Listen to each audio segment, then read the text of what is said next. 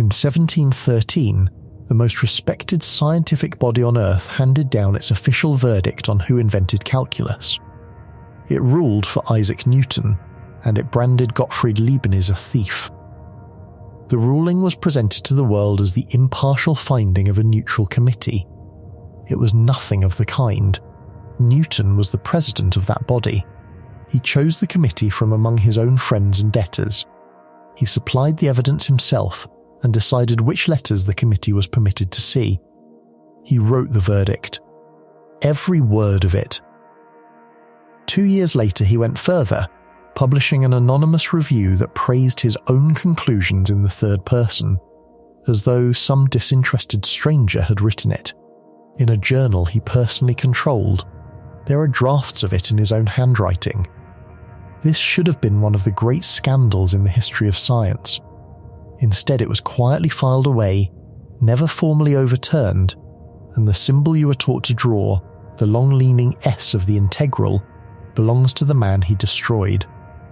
The one who lost. You have been writing in a dead man's hand your entire life, and nobody ever told you whose. Before we go back to the beginning, get comfortable, and if you have not already, hit subscribe or join, because the deeper we go, the worse this gets. If you want the wider map, these same questions chased across physics, math, history, and the quiet machinery of who gets to decide what is true. That is what the Patreon is for. Stay to the end, because what Newton did to Leibniz is not the part that should disturb you most. The part that should disturb you is the question it leaves sitting in your lap. What is being bent right now, in a field you trust completely, by someone who controls the committee and reviews their own verdict under a borrowed name? Let's ease into it.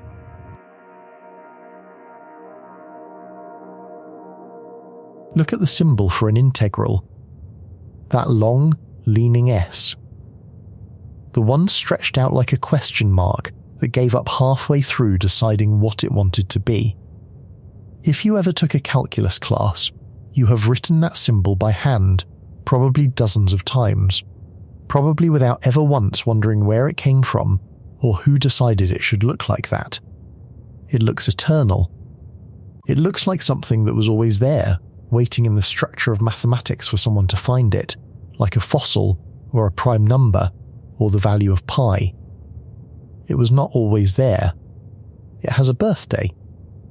It was written for the first time by a specific human being with a specific pen on a specific afternoon in a rented room in Paris.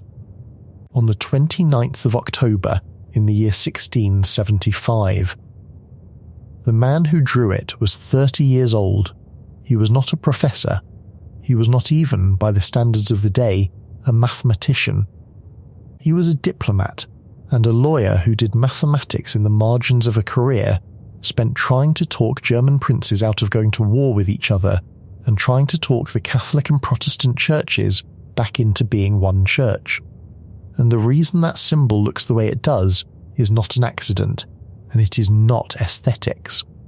He chose it deliberately because he believed, with an intensity that bordered on the religious, that the right symbol could think for you. That if you designed your notation correctly, the marks on the page would do the reasoning while your mind rested. He spent his life chasing that idea, and the integral sign is one of the few places he ever fully caught it.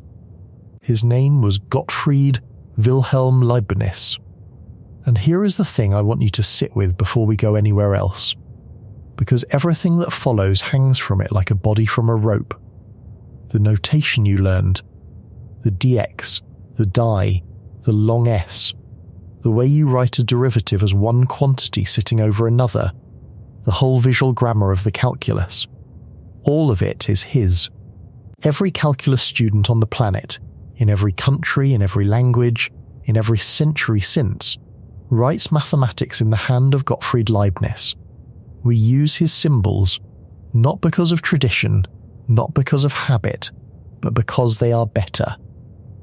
That is not a sentimental claim, and it is not a patriotic one.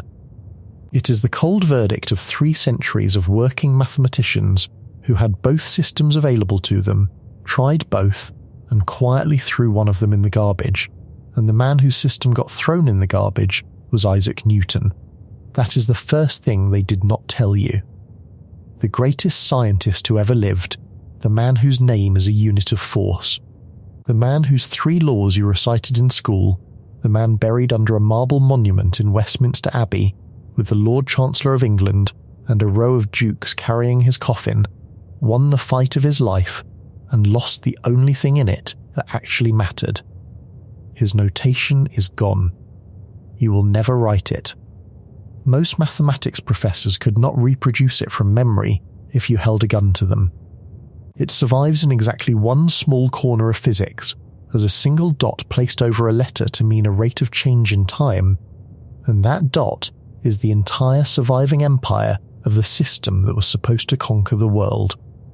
He won the war and got a dot. The other man lost the war and got every blackboard, every textbook, every exam, every notebook, in every school on Earth, forever. So the obvious question, the one you are probably already forming, is how? How does the loser's handwriting become the universal language of the most powerful intellectual tool human beings have ever invented, while the winner gets a dot and a tomb? And I need to be honest with you about the answer right at the start, because the answer is not what you would guess, and it is not comfortable.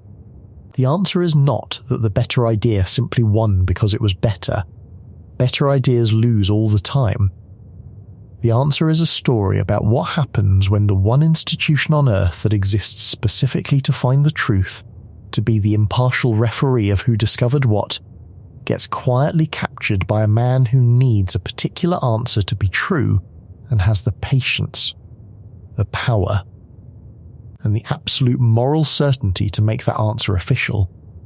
It is a story about a trial in which the judge was the plaintiff, in which the judge picked the jury from among his own friends and debtors, in which the judge supplied all the evidence himself and selected which evidence the jury would see, in which the judge wrote the verdict, every word of it, and then handed it to the jury to sign in their names, and in which, 2 years later, the judge wrote an anonymous magazine review praising the verdict, referring to himself throughout in the third person as though he were a neutral stranger, and published it in a journal he personally controlled.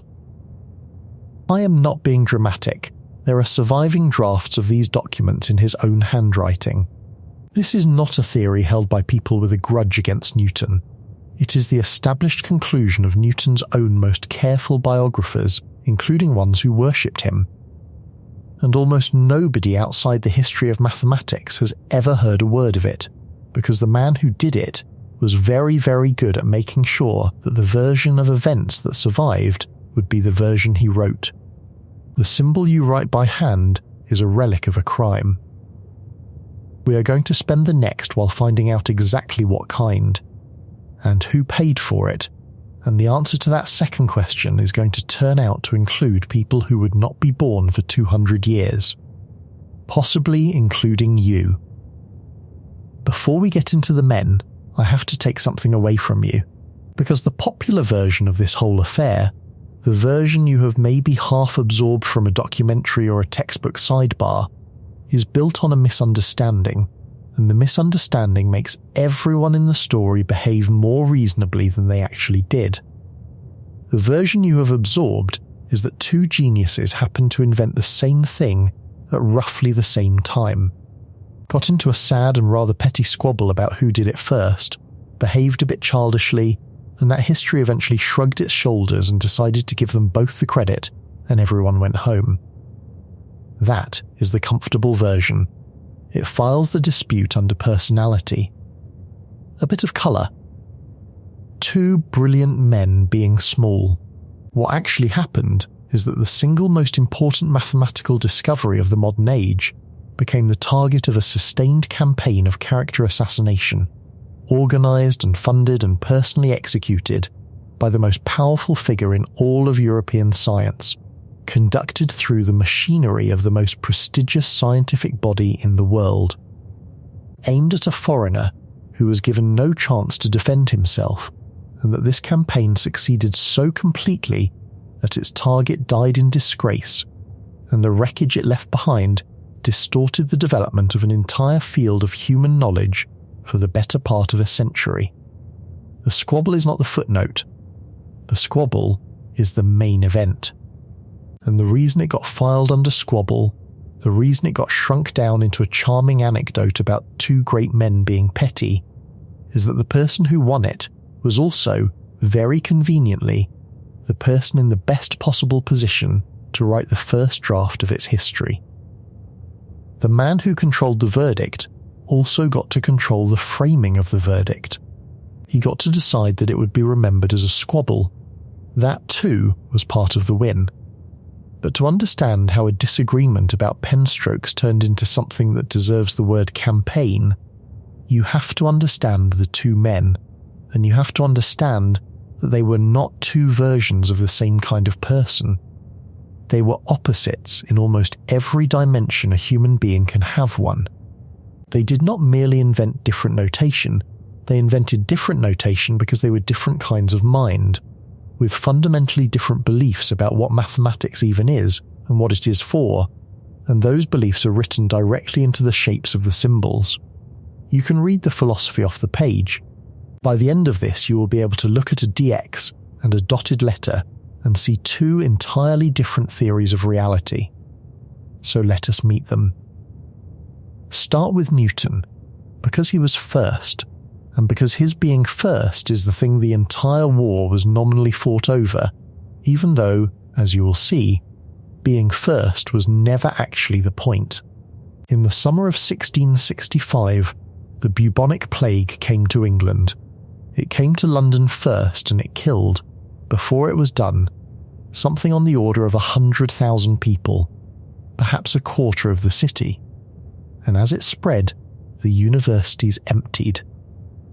Cambridge, where a 22-year-old Isaac Newton was an unremarkable, unhappy, friendless student, a man who kept lists of his own sins in a private notebook and recorded things like threatening to burn his mother and stepfather in their house, shut its gates, and sent everyone home.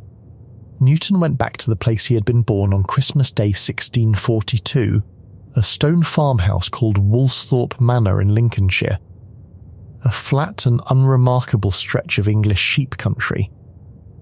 And there, alone with no professors to consult and no library worth the name, over a stretch of roughly 18 months, a young man with no particular reputation did the most concentrated work of original genius in the recorded history of our species. I want to be careful not to let that sentence slide past as the kind of thing people always say about Newton, because in this case, the inventory is real and it is staggering. In that year and a half at Woolsthorpe, the period he would later call his annus mirabilis, his year of wonders, he worked out the core of his theory of universal gravitation, the idea that the same force pulling an apple to the ground holds the moon in its orbit. He took a glass prism and split sunlight into its colours and worked out that white light is a mixture rather than a pure thing, which overturned everything that had been believed about the nature of light since antiquity. And he invented calculus, which he called the method of fluxions. He did all three, before he was 24, with no one watching, no one to talk to, and no one, for a long time afterward, who would even know it had happened. I need you to understand what fluxions actually were, because the word is not just a quaint old name for calculus. It encodes how Newton thought, and how Newton thought is the seed of the whole catastrophe. Newton approached mathematics the way a physicist does, which makes sense, because he was busy inventing physics with the other half of his brain at the same desk. He did not picture a curve as a static object sitting on a page. He pictured it as the path of something moving. A point in motion traces out a line. A line in motion sweeps out a surface. Everything flows. And the master variable underneath all of it, the thing against which all the flowing happened, was time. A quantity that changed he called a fluent, a thing that flows. The rate at which it flowed, its instantaneous speed of change at a given instant, he called its fluxion, and he marked the fluxion with a small dot placed above the letter. So if a quantity was called y, its fluxion, its rate of change, was y with a dot over it. That is the dot. That is the entire surviving empire I told you about. When a physicist today writes a dot over a letter to mean the rate of change of something in time, they are using the last living fragment of Newton's notation, and most of them have no idea that is what they are doing or what it cost. Here is the problem with the dot, and I am going to come back to this problem again and again, because it is the hinge the whole story turns on.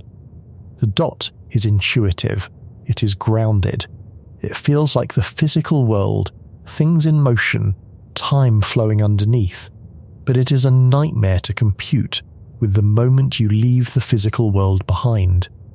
The dot tells you that you have a rate of change, but it does not tell you a rate of change with respect to what, because Newton simply assumed, always, that the answer was time.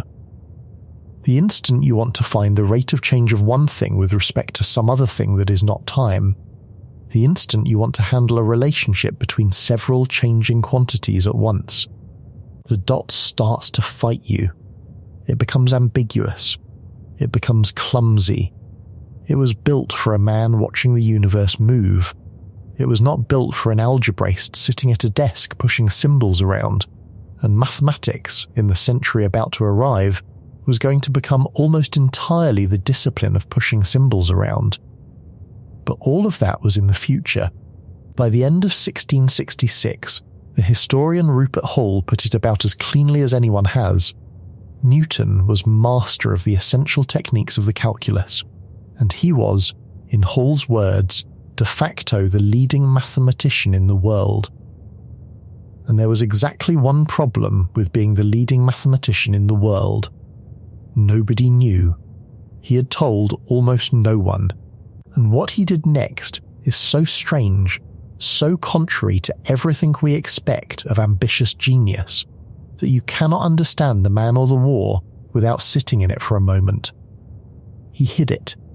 He wrote up a treatment of his methods, a manuscript called De Analysi, in 1669, and he allowed a small handful of trusted people to see it, including a London mathematician named John Collins, who was a kind of clearing house for mathematical news in England and who had a copy made. Remember Collins. Collins and that copy are going to walk back onto the stage at the worst possible moment. Then Newton wrote a fuller, deeper treatment, the one specifically on the method of fluxions, in 1671, and then he took the most important mathematical document in the world and he put it in a drawer.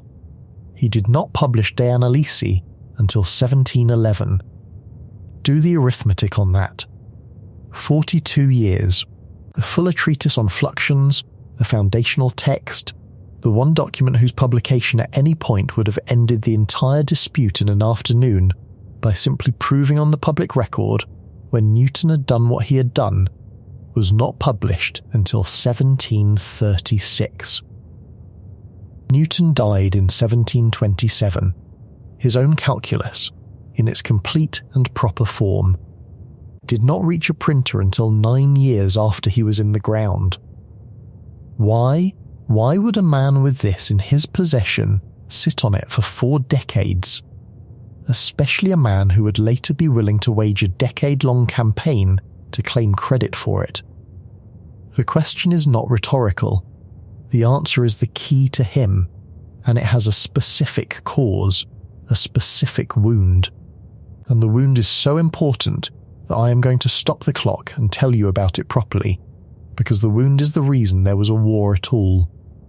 In 1672, after years of silence, Newton finally let himself be talked into publishing something. Not the calculus, but his work on light and colour, the prism work, presented to the Royal Society. And he expected what any of us would expect after producing something that good. He expected recognition. What he got instead was Robert Hooke. Hooke was a brilliant, restless, physically frail, socially abrasive man, the curator of experiments at the Royal Society, a person of genuine and wide-ranging genius who also happened to have the conviction, not always wrong, that he had gotten to most things first, and Hooke read Newton's theory of light, and he attacked it, not viciously by the standards of the time, but firmly, publicly, with the assumption that he was the senior man correcting a junior one. And it broke something in Newton that never healed. Most people, criticised in public, feel a sting and recover. Newton experienced it as something closer to a violation of his physical safety. He wrote, in a line that tells you everything, that he had been so persecuted by the disputes arising out of his work that he blamed his own rashness for parting with so substantial a blessing as his quiet, in order to run after a shadow. Read that slowly. He is calling public recognition a shadow, and he is calling his private solitude a substantial blessing, and he is saying that he was a fool to have traded the one for the other. The ordinary friction of science, somebody disagreeing with him in print, registered in his nervous system as persecution, and his response was not to argue back and win, which he could easily have done. His response was to withdraw, to stop publishing, to pull his work back into the dark where no one could lay a critical finger on it. He decided he would rather have his discoveries sit unseen and unchallenged forever than expose them to a single hostile sentence. Now hold that man in your mind, because we are going to need him later, and we are going to need him in a very specific way. A man who experiences disagreement as assault. A man who never forgets a slight and never forgives one. A man with limitless patience, capable of waiting out an enemy not for months, but for decades. A man with so deep a need to be unchallenged that he would bury his greatest work rather than risk a quarrel over it. That man, 40 years later, is going to be placed in sole charge of judging whether a foreigner stole from him. You already know, in your gut, how that is going to go. But it is worse than your gut thinks, and we have to meet the foreigner before you can see why. Go to Paris, meet the other one, and brace yourself for whiplash, because he is the photographic negative of the man we just left in the dark at Woolstorp. Gottfried Wilhelm Leibniz was born in Leipzig in 1646, 4 years after Newton, into a family of scholars. His father, a professor of moral philosophy, died when the boy was 6 and left behind a library, and Leibniz essentially raised himself inside it, a child wandering through his dead father's books, teaching himself Latin by around the age of 12 so that he could read more of them. He took a doctorate in law as a very young man, and then he proceeded to do, over the following decades, very nearly everything a human mind can do, in a way that is genuinely difficult to convey without sounding like I am exaggerating for effect. I am not. The difficulty here is the opposite of exaggeration. It is that the truth sounds like exaggeration. He was not a mathematician who dabbled. He was a universal intellect for whom reinventing the foundations of mathematics was a side project, one entry on a list. He invented the binary number system, the arithmetic of ones and zeros, the base 2 system on which every computer that has ever existed runs. The device you are using to hear this is built on at its deepest level, and he did it in part for mystical reasons, because he saw in the way all numbers could be built from just 1 and 0 a model of the way he believed God had created the entire universe out of being and nothing. I want you to hold that fact next to the rest of this story for a moment, because the irony in it is almost too neat to be real. The man who was about to be branded a thief and erased from the history of mathematics, the man who would die with one mourner, is the same man who worked out the binary code that the entire digital world now runs on. The screen in front of you, the processor decoding these words, the whole electronic civilization, is speaking his language, ones and zeros, being and nothing, right now, while almost no one who uses it could tell you his name.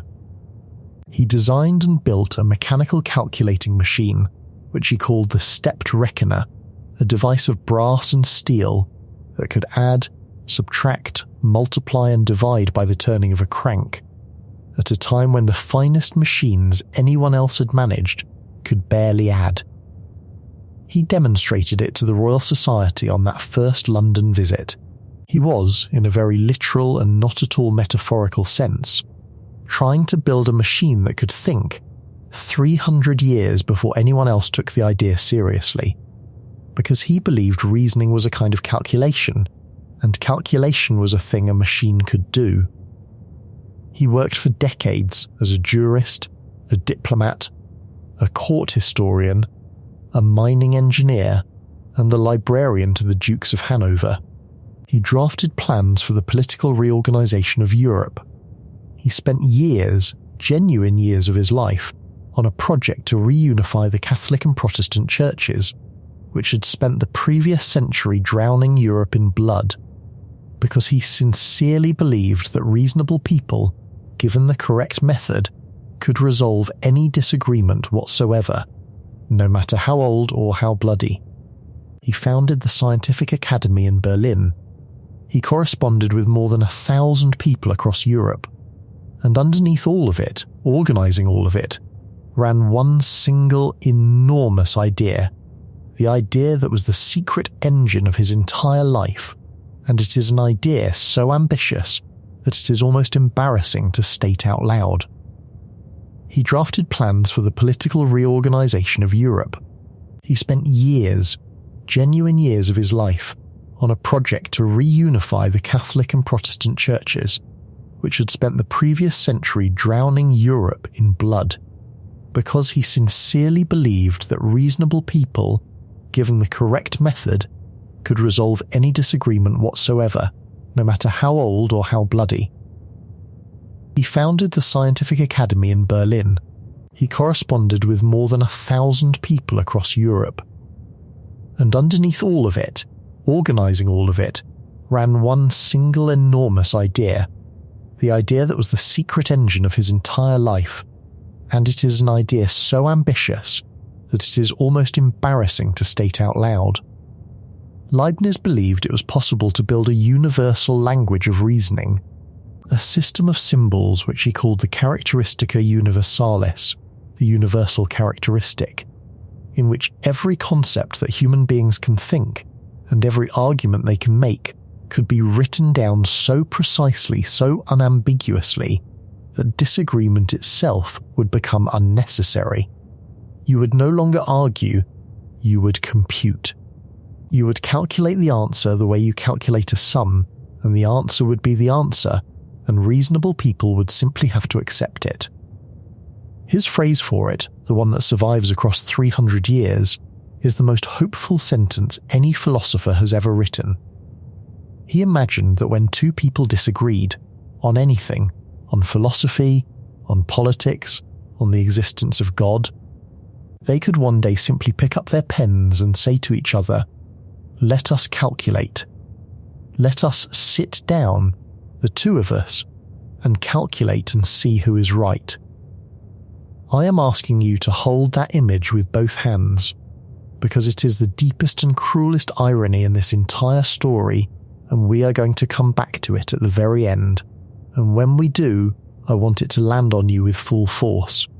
Here is a man whose life's dream, whose organizing obsession, was a method so perfect that human disagreement would dissolve peacefully into shared calculation. And that man, that exact man, was about to be destroyed by a human disagreement that no amount of calculation could ever have resolved, because the person on the other side of it had no interest at all in calculating who was right. He was interested only in winning. Leibniz spent his life trying to build a world in which the calculation settles everything. He died inside the one dispute that proved the calculation settles nothing, that when power sits on one side of the table, the truth on the other side of it does not matter, and that the most precise reasoning in the world is no defense against a man who controls the court. Leibniz came to serious mathematics late in his late 20s, and he came to it through that dream rather than the other way around. In the early 1670s, he was in Paris on a diplomatic mission, a scheme to distract the French king from invading the German states by interesting him in conquering Egypt instead, which tells you something about the strangeness of his career. And while he was there, he fell in among the finest scientific minds in Europe, above all the great Dutch physicist Christiaan Huygens. Huygens took one look at the young German's mathematical preparation and gently informed him that it was, frankly, full of holes. Leibniz, who was nothing if not a terrifyingly fast learner, set about filling them, and within a few short years. Working largely on his own, he had constructed the calculus from a completely different direction than Newton had, starting from a completely different picture of what was going on. Where Newton saw quantities flowing in time, Leibniz saw something more abstract, more static, and, it would turn out, far more powerful. He pictured a curve as if it were secretly built out of infinitely many, infinitely short straight-line segments, so that even a smooth curve was, up close, a sequence of tiny straight steps. The difference between one value of a quantity and the very next, infinitely close one, the length of one of those tiny steps, he called a differential, and he wrote it with the letter D. A tiny difference in a quantity called x, he wrote as dx. A tiny difference in y as die. The steepness of the curve, the slope, the thing Newton got from his dotted fluxions, Leibniz wrote as die divided by dx, a ratio. One infinitely small difference sitting over another, and he pictured the area underneath a curve as the sum of infinitely many, infinitely thin vertical strips. And the operation of adding up all those strips he wrote with that long elongated S, for the Latin word summa, meaning sum. On the 29th of October 1675, alone in Paris, he wrote that long S for the first time in a manuscript working through a problem about areas. A couple of weeks later, on the 11th of November, he wrote dx and die, and the ratio of one over the other. He published the differential calculus, the part about slopes and rates, in 1684 in a Latin scholarly journal called the Acta Eruditorum. He published the integral calculus, the part about areas and sums, in 1686. Hold the two timelines against each other, because the entire war lives in the gap between them. Newton did the work first, by roughly 9 years, but Leibniz published first, by roughly 20 years. Newton invented it and hid it in a drawer. Leibniz invented it independently and gave it to the world in a journal anyone could read. Both of those statements are completely true at the same time, and every shot fired in the war that followed was fired somewhere in the space between those two facts. Now here is the technical point that the comfortable they both invented it version always skips, and it is the most important single point in the whole story, so I am going to slow all the way down and make sure it lands, because once you see it you cannot unsee it, and the rest of the story snaps into focus around it. Leibniz's notation was not just a different costume worn by the same idea, it was better. Deeply, structurally better, in a way I can show you, and the reason it was better comes directly out of that dream of his, the dream of symbols that do your thinking for you. Watch what his two main symbols, the D and the long S, actually do. The D means take the difference, the S means take the sum. And here is the miracle at the dead center of all of calculus, the single fact that makes the whole subject one subject instead of two unrelated ones. The discovery that earns both these men their immortality.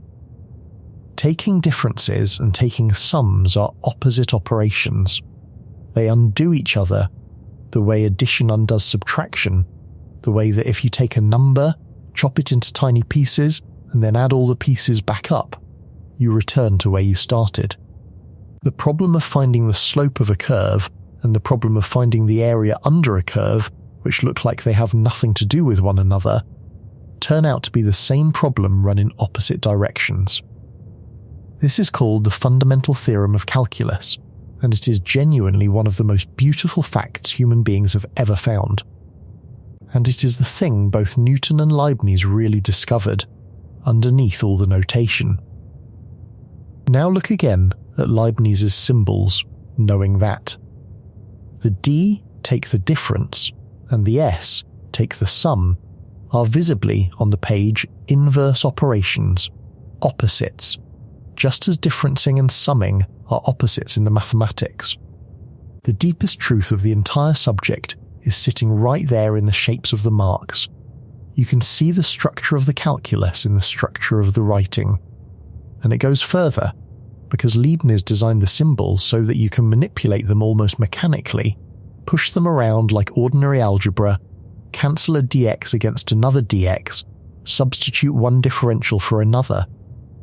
And the manipulations that look like reckless symbol shoving turn out again and again to give correct answers. The notation carries you, it does the reasoning.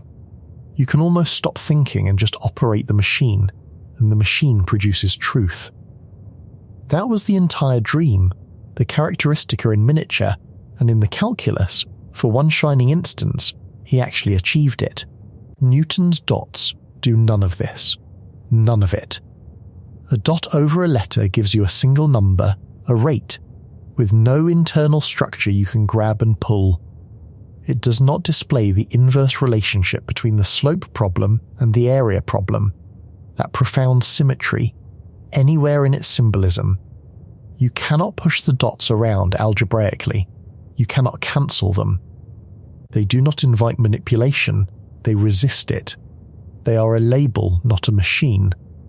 And so a mathematician armed with Newton's notation has to do the hard thinking themselves every single time, holding the structure in their head, while a mathematician armed with Leibniz's notation gets to let the symbols hold the structure for them and spend their thinking on the next problem instead.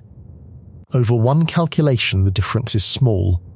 Over a century, across thousands of mathematicians and tens of thousands of problems, the difference is the difference between a civilization that builds modern mathematics and one that watches. So before any accusation has been made, before any committee has met, before any letter has been twisted into evidence, we already have the entire shape of the tragedy sitting in front of us. Two systems, one built around physical intuition and the flow of time, intuitive in the mind but clumsy and inert on the page, belonging to a pathologically secretive Englishman who refused to publish it. One built around abstract structure and a dream of mechanical reasoning, elegant and alive on the page, practically begging to be used, belonging to a generous German polymath who published it freely to the world. If mathematics were the pure meritocracy we like to imagine it is, if the better tool simply won because it was better, then the story would be over right here. Leibniz's notation would sweep the world on its obvious merits. Both men would be honoured for their independent genius. And we would all just write the DX and move on. That is not what happened. What happened instead is that the secretive Englishman became the single most powerful human being in the history of science up to that point, and he decided that better was not the question on the table. The question on the table was who would be remembered as the inventor, and he was prepared to do things to control the answer to that question that should genuinely disturb you, not because of what they say about one strange and brilliant man, but because of what they reveal about how the machinery of official truth actually behaves when a determined enough person gets both hands on the controls. But the machinery did not start the war. A visit started it. A visit, and a letter, and a string of scrambled nonsense letters that Newton would one day hold up before a court as proof of theft. In 1673, Leibniz came to London for the first time on a diplomatic errand, and while he was there he visited the Royal Society, where he demonstrated his calculating machine, the one that could multiply, and was sufficiently impressive that he was elected a Fellow of the Society. At this point, in 1673, he was still a mathematical beginner. He was still filling in the holes Huygens had pointed out. He had not yet done the work. That date matters, so file it away. He came back to London a second time in October of 1676, and by then, everything had changed. Because by then he had done the real work, he had written the long S, he had the calculus. And during that second visit, John Collins, the same Collins who held a copy of Newton's hidden De Analysi, showed Leibniz some of Newton's mathematical papers. We know this happened. This is not in dispute. Leibniz himself admitted it, decades later, in a letter written near the end of his life, although he insisted the papers had been of little use to him. And in 1849, more than a century and a half later, a scholar named Gerhardt, going through Leibniz's surviving manuscripts, found extracts that Leibniz had copied out, in his own hand, from Newton's work. So the raw material for an accusation genuinely exists. Leibniz saw some of Newton's papers in 1676. He took some notes from them. That much is solid ground, and any honest account has to stand on it. What is not solid ground, what was never solid ground, is whether any of it mattered. And here I have to give you the verdict of the people who have actually done the work, because this is where the popular suspicion and the scholarly reality part company hard. A man named Derek Thomas Whiteside spent a very large part of his adult life, decades of it, editing the complete mathematical papers of Isaac Newton into 8 enormous volumes, reading everything, dating everything, cross-referencing everything. Whiteside is as close to a final authority on what Newton did and when as the human race possesses. And the conclusion of Whiteside and of the major historians who followed him is that the notes Leibniz took were about infinite series and a few related matters, not about the core method of the calculus, and that they could not possibly have handed Leibniz the calculus, which he built from his own entirely separate foundation. The independent invention is not a polite fiction designed to spare 2 reputations. It is the considered finding of the people who looked hardest. Leibniz did not steal calculus from Isaac Newton. He could not have, from what he saw, and the timing and the content of his own development rule it out. But, and this is the hinge reasonable doubt, was never what Newton needed, because Newton did not actually need Leibniz to be guilty. He needed Leibniz to appear guilty, and for the appearance of guilt, he had something far more useful to a prosecutor than the truth. He had a coded message that he himself had sent Leibniz, written in his own hand, that could be reframed after the fact as the smoking gun. In 1676, the year of the second visit, the secretary of the Royal Society, a German named Henry Oldenburg, who acted as a kind of postman between the scientists of Europe, prodded Newton into writing to Leibniz directly, to share something of his methods in the ordinary scholarly way. Newton wrote 2 letters, known by their Latin names, the Epistola Prior, the earlier letter, in June, and the Epistola Posterior, the later letter, in October. And in the second letter, Newton did something that tells you everything about how this man related to his own discoveries, even when he was supposedly being open.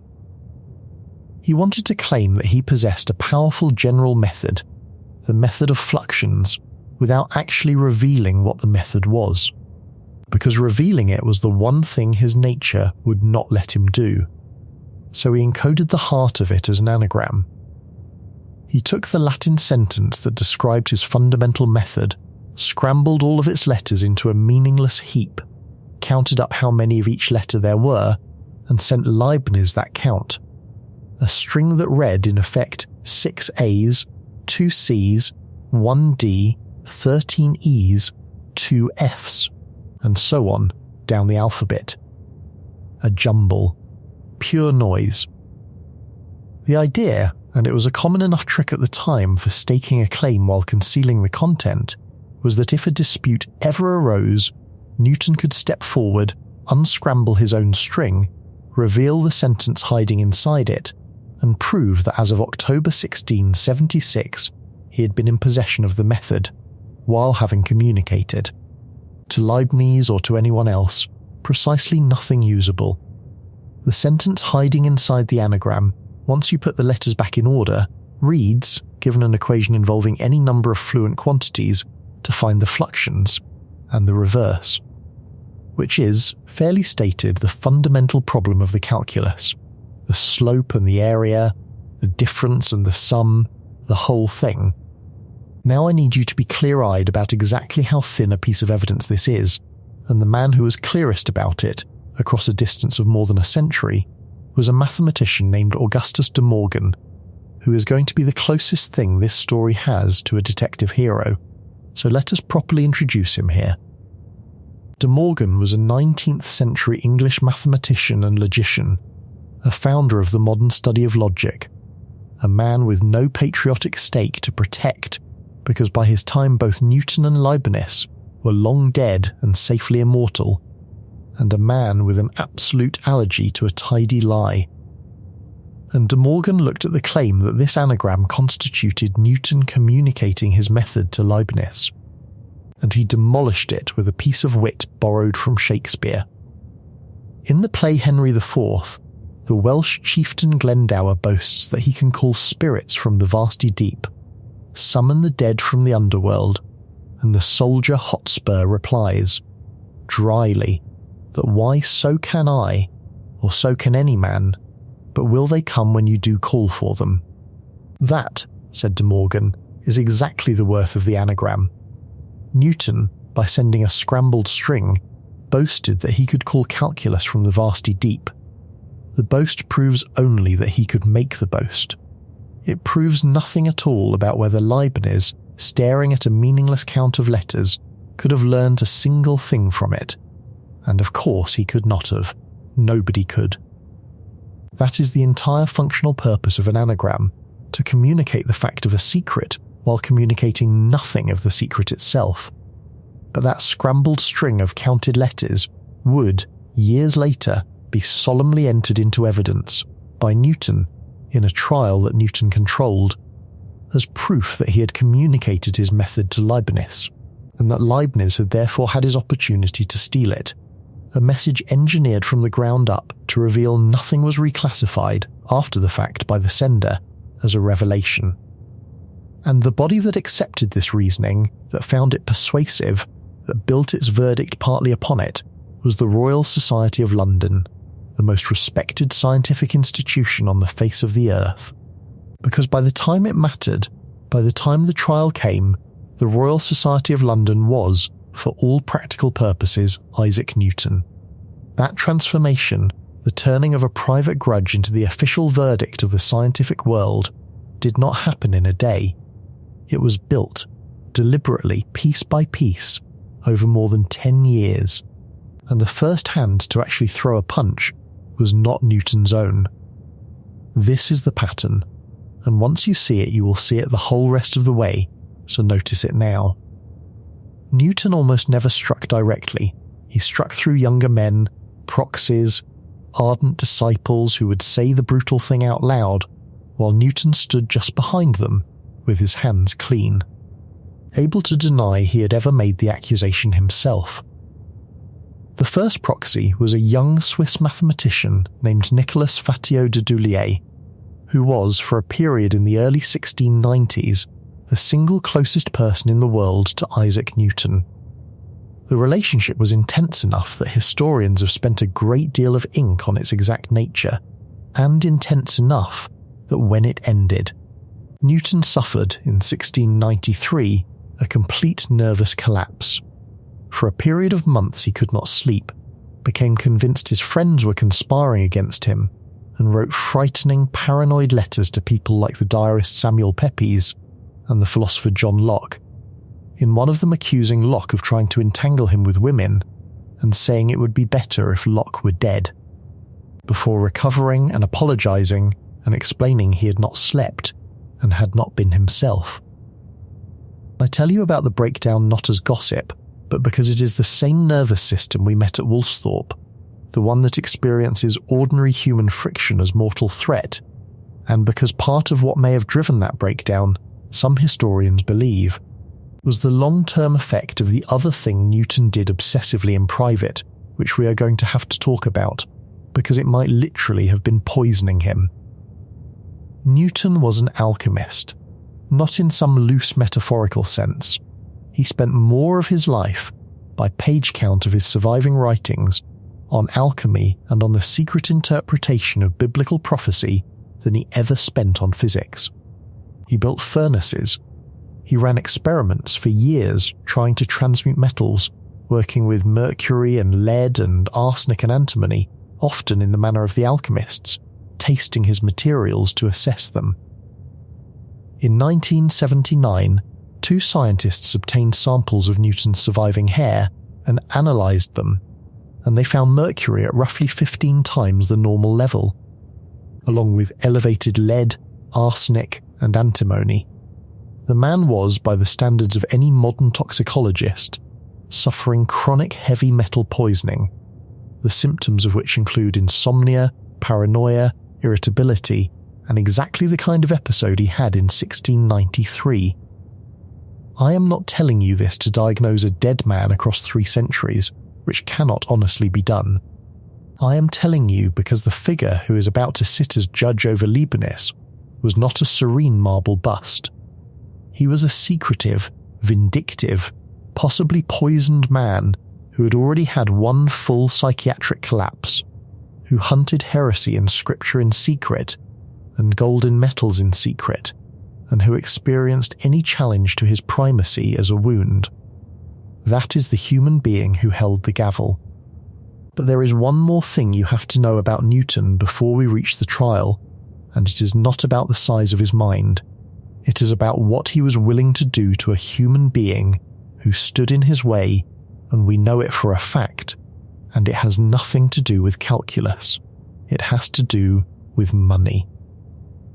In 1696, Newton left Cambridge and took a position in the government. He became the warden, and soon after the master, of the Royal Mint, the place that struck England's coinage, housed inside the Tower of London.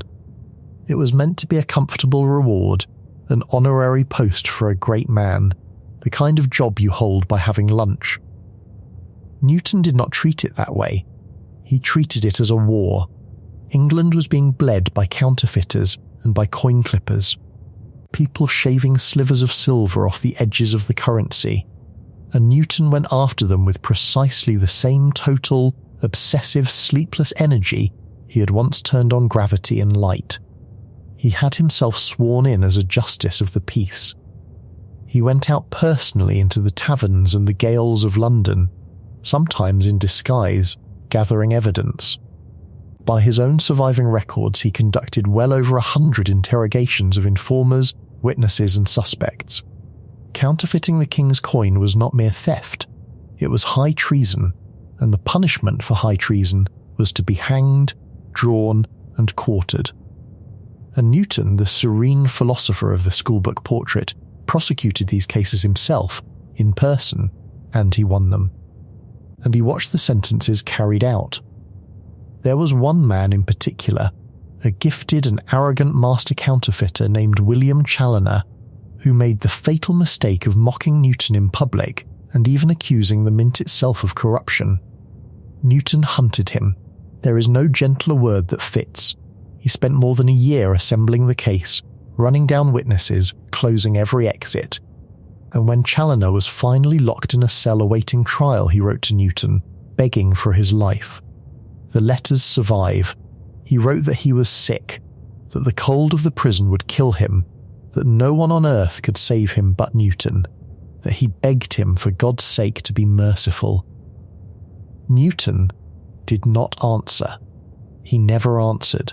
Challoner was convicted and hanged, drawn, and quartered in the spring of 1699. So when you picture the man who is about to convene a panel to judge his rival, do not picture an absent-minded scholar reluctantly dragged into an unpleasant quarrel. Picture the man who hunted William Challoner to the scaffold, read his begging letters, and turned the page. That is the same patience, the same certainty, the same willingness to use every lever of an institution to destroy a person he had already decided was guilty. The Mint had taught him, if his own nature had not already, exactly how to run an investigation that arrives precisely where you intend it to arrive.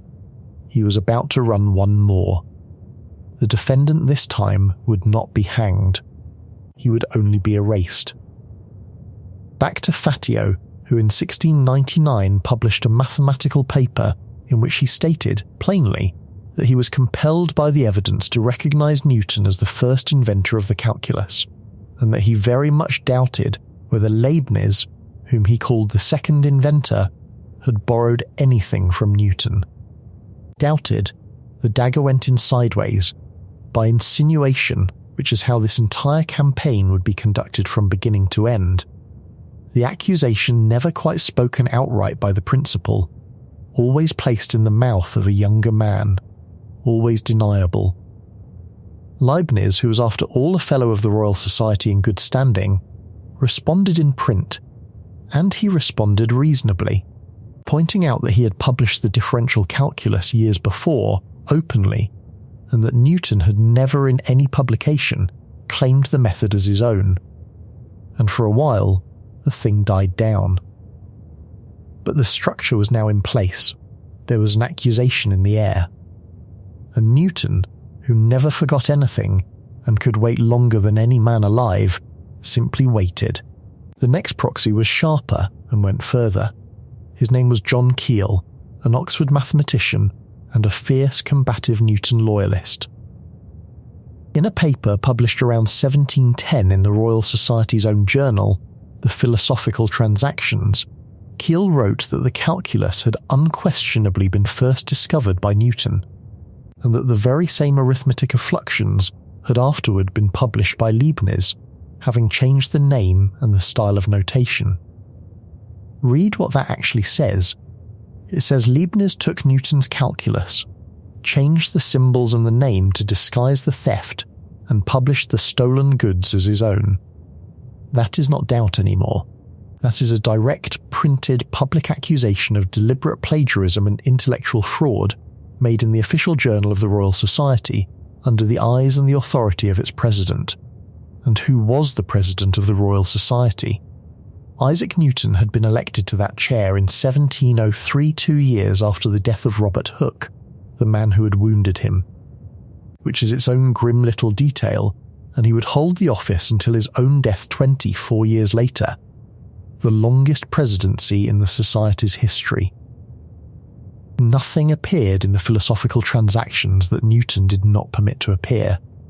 The accusation of theft against Leibniz was published in effect with Newton's signature on the permission slip by a man who could deny he had written a word of it.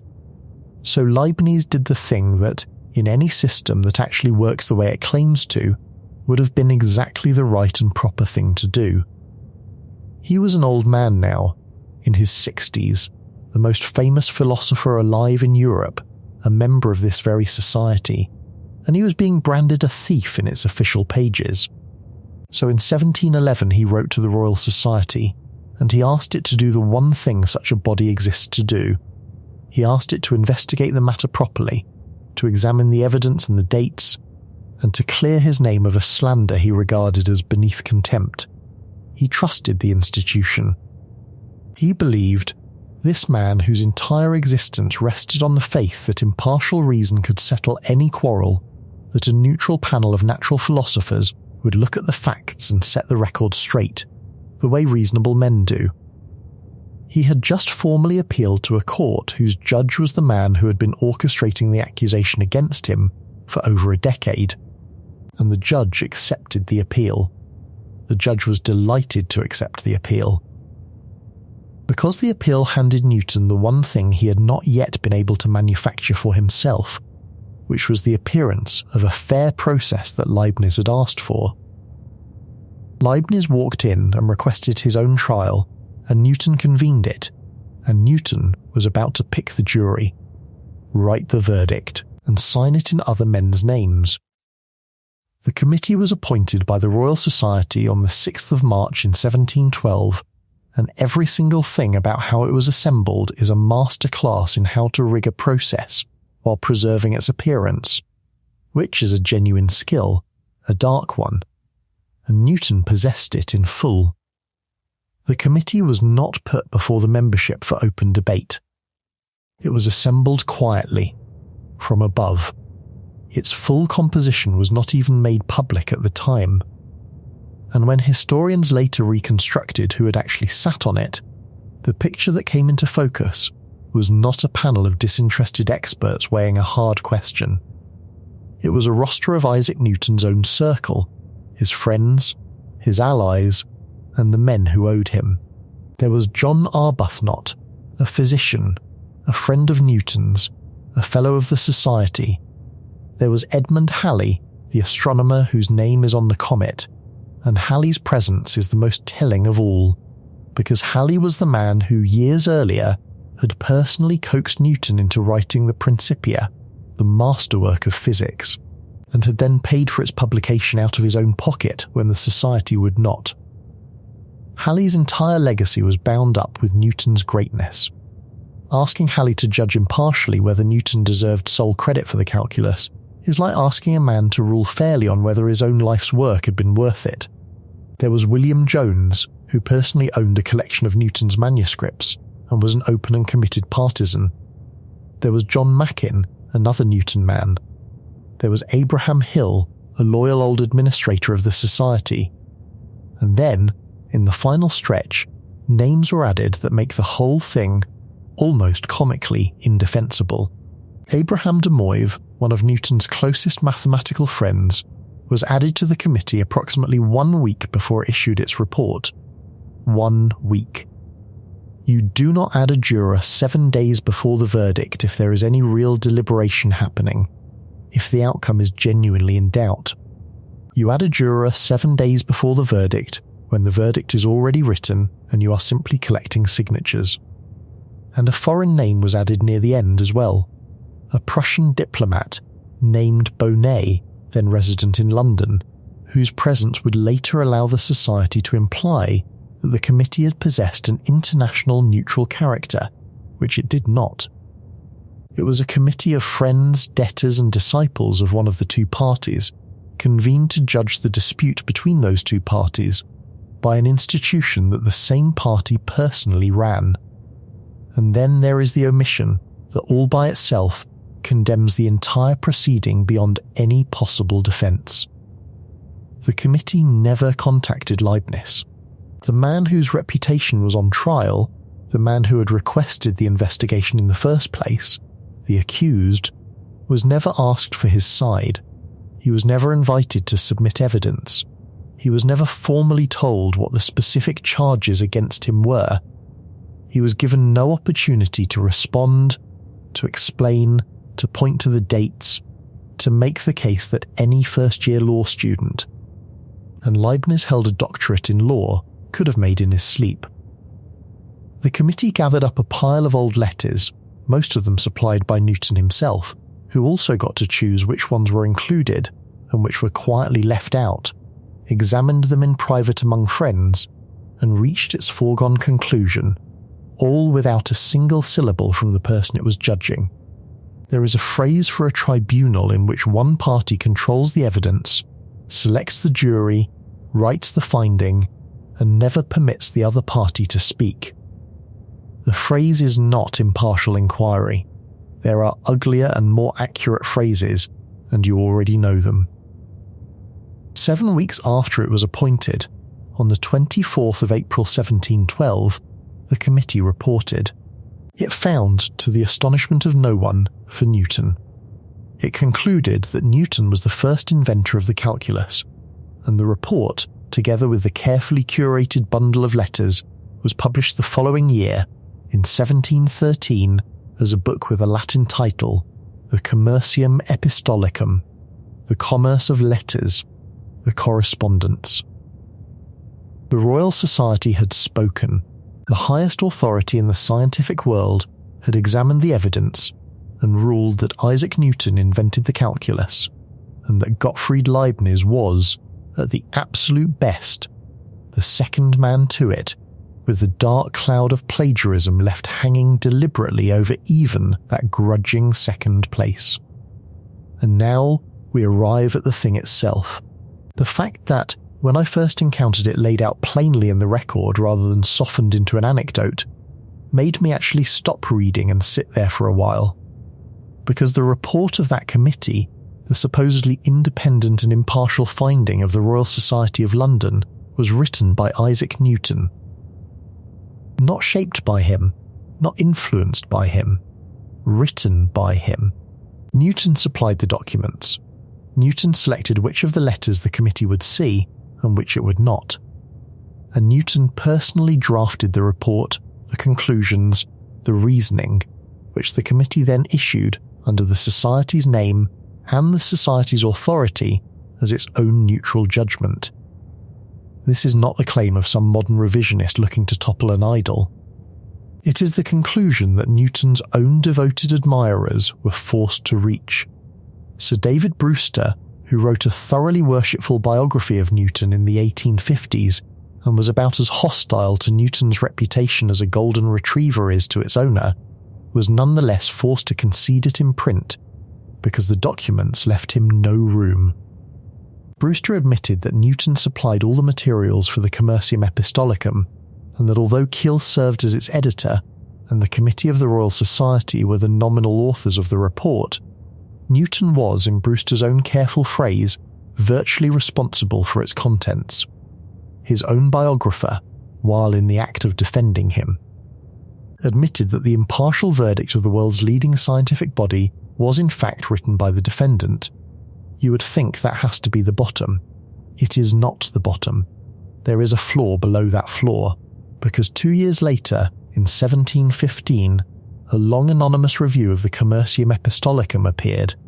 It summarised the whole controversy for the educated public, explained the history of the dispute, walked the reader through why the committee had ruled as it did, and made the case, at length and with great apparent reasonableness, that Newton was so obviously the true inventor that no fair mind could think otherwise. It was titled an account of the book called Commercium Epistolicum, and it was published in the Philosophical Transactions, the Royal Society's journal. It was unsigned. It carried no author's name. It presented itself, in its tone and its structure, as the assessment of some neutral, well-informed third party surveying the controversy from a comfortable distance, and it referred to Newton all the way through in the third person. He, him, Mr. Newton, as though the writer and the subject were two completely separate people who had never met. The writer and the subject were the same man. Isaac Newton wrote the anonymous review of the verdict that Newton had also secretly written, in which Newton, pretending to be a disinterested stranger, praised the wisdom and fairness of Newton's own conclusions, and published it in the journal that Newton controlled. There are surviving drafts of this anonymous review in Newton's own handwriting. So consider the full structure of what was done. He served as the judge in his own case. He wrote the judgment. And then he reviewed his own judgment, favourably, under a false and assumed neutrality, in his own publication. If a scientist did any one of those three things today, the rigged panel, the secret authorship of the verdict, the anonymous self-review, their career would end, and the word fraud would be precisely the correct word. Newton did all three in sequence, and he did them so cleanly and with such complete control of the relevant institutions that the verdict stood as the official, undisputed position of the Royal Society of London for more than 100 years. And there is a sentence in the preface to that report, which once you know whose hand really wrote it, becomes almost too much to believe. The report, defending the fairness of its own procedure, declares that it would be an unjust judge, an iniquitous judge, who would admit any man as a witness in his own cause. That sentence about not letting a man testify in his own cause appears in a document written, in secret, by the man serving as judge in his own cause. He wrote the principle of fairness and violated it in the same breath, in the same paragraph, in the same act, and as far as we can tell, he felt no contradiction whatsoever. And that, more than the lie itself, is the genuinely chilling thing about Isaac Newton, the thing that separates him from a common cheat. He does not appear to have experienced any of this as lying. He experienced it as administering a truth he already knew for certain.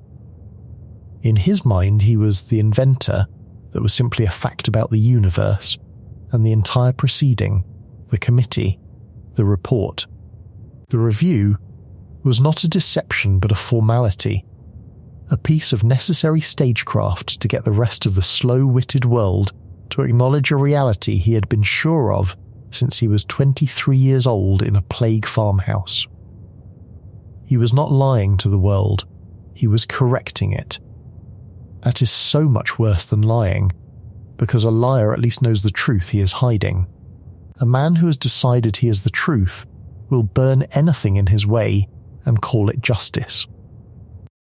The person who finally dragged all of this up into the daylight was our detective, Augustus de Morgan, more than 130 years after the events. Beginning in the 1840s, de Morgan went through the surviving documents with the patience of a forensic accountant, and he laid out, piece by piece, the case that Newton had controlled the committee, authored its report, and written the anonymous self-review. And it is worth being clear about what de Morgan was and was not doing, because it tells you something true about how these corrections finally come, if they come at all. De Morgan was not trying to tear Newton down. He revered Newton. He thought Newton one of the supreme intellects of the human race, which Newton was. De Morgan was trying to rescue the historical record from a falsehood that had been allowed to stand unchallenged for a century, not because anyone had disproven it, but because no one with the standing to question it had been willing to risk questioning the national god. And even after De Morgan, it took the heavy, patient scholarship of the 20th century, Rupert Hall, whose book on the whole affair is titled, without exaggeration, Philosophers at War, and Richard Westphal, whose biography of Newton runs to nearly 900 pages and is called, perfectly, Never at Rest, to establish past any reasonable argument what had actually been done in those rooms in 1712. And I want to stop on the length of that delay, because it is its own quiet indictment, separate from the original crime. More than 130 years passed between the rigged verdict and the moment De Morgan finally laid the fraud out in the open. Think about who lived and died inside that gap. Generations of mathematicians, generations of historians, generations of educated people who knew the broad outline of the calculus dispute and simply accepted the official story that the Royal Society had investigated and found for Newton, without ever once asking the obvious question, which was who actually wrote the finding. The documents were not hidden. The drafts in Newton's hand were sitting in archives. The committee's composition could have been checked by anyone who cared to look. The information was available the entire time. What was missing was not evidence. What was missing was anyone with the standing and the will to point at the most revered Englishman who ever lived and say in public that he had rigged a tribunal and forged its verdict and reviewed his own forgery under a false name. Nobody wanted to be that person. It was not a conspiracy of silence, which would at least require coordination. It was something duller and more durable than a conspiracy. It was the ordinary, frictionless reluctance of an entire culture to disturb the monument of its own greatest hero.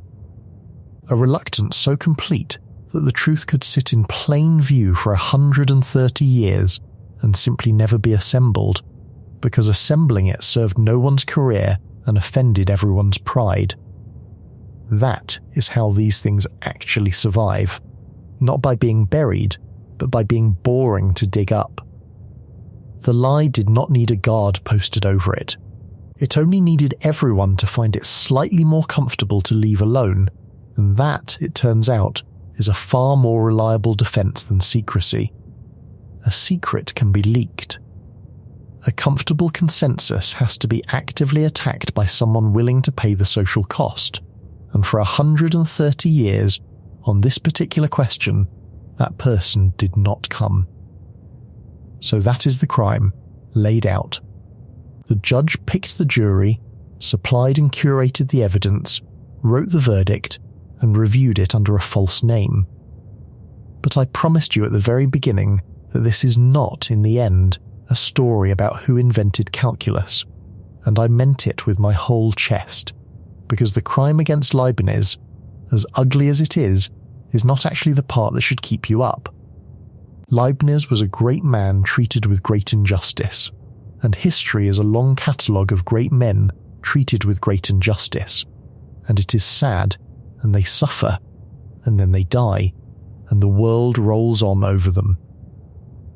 If that were all this was, it would be a tragedy on a single human scale, the kind that gets a sympathetic paragraph in a textbook and a sad shake of the head. But the real victim of the calculus war was not Leibniz. The real victim, the one this whole thing actually cost the most, had not been born yet in 1713, would not be born for generations. The real victims are everyone who would have to learn and use and build mathematics across the entire English-speaking world for the next 4 generations, and through them. In a way I am going to make uncomfortably concrete before we are done, the real victim might just be you. Because the verdict did not only destroy a reputation, it poisoned a choice. And the choice it poisoned was the simple, technical, supposedly neutral choice of which symbols to use when you sit down to do mathematics. To feel how, you have to put yourself inside the head of an English mathematician in the year 1713, holding the freshly printed Commercium Epistolicum. The highest scientific authority in your nation, the Royal Society, presided over by the greatest mind your country has ever produced, has just officially ruled that this Englishman, this national glory, invented the calculus, and that the German, Leibniz, was a copyist and very probably a thief. For you, the English mathematician, the question of which notation to use is no longer a dry technical matter of which symbols compute more smoothly. It has been transformed, by the verdict, into a question of loyalty, of patriotism, almost of decency. To use Leibniz's dx and his long integral s is to take the side of the foreign plagiarist against your own national hero, to spit on Newton's grave, to side with the thief. To use Newton's dots is to be a loyal Englishman honouring the greatest genius your soil has produced. The notation has stopped being mathematics. It has become a flag, and for the better part of 100 years, English mathematicians stood and saluted it. They used the dots. They taught the dots. They wrote their papers and their textbooks in the dots. At Cambridge, Newton's own university, the cumbersome dotted notation hardened into something close to a sacred trust, defended and transmitted from teacher to student, not because it worked better, because it emphatically did not work better, but because it was his. To question the notation was to question Newton, and to question Newton, after the verdict, was very nearly to commit treason against the nation's pride. And so a generation of bright English mathematicians, and then another generation, and then another, sat down to do their work with a tool that fought them at every step, a tool built for watching the world move rather than for pushing symbols, while across the Channel, in France and Switzerland and the German states and the Netherlands, mathematicians who felt no patriotic obligation to a dead Englishman simply picked up the better tool and ran. They used Leibniz's notation, because Leibniz notation let them think faster and reach further, and what they reached. While England saluted its flag was the entire modern world of mathematical analysis. I want to name what they built, with specifics, because vague gestures at the continent pulling ahead do not begin to do justice to the size of what English mathematics sat out, and this audience does not get vague gestures. There was a family in Switzerland, the Bernoullis, who took Leibniz's calculus and turned it into something close to an industry, a dynasty of mathematicians spanning generations.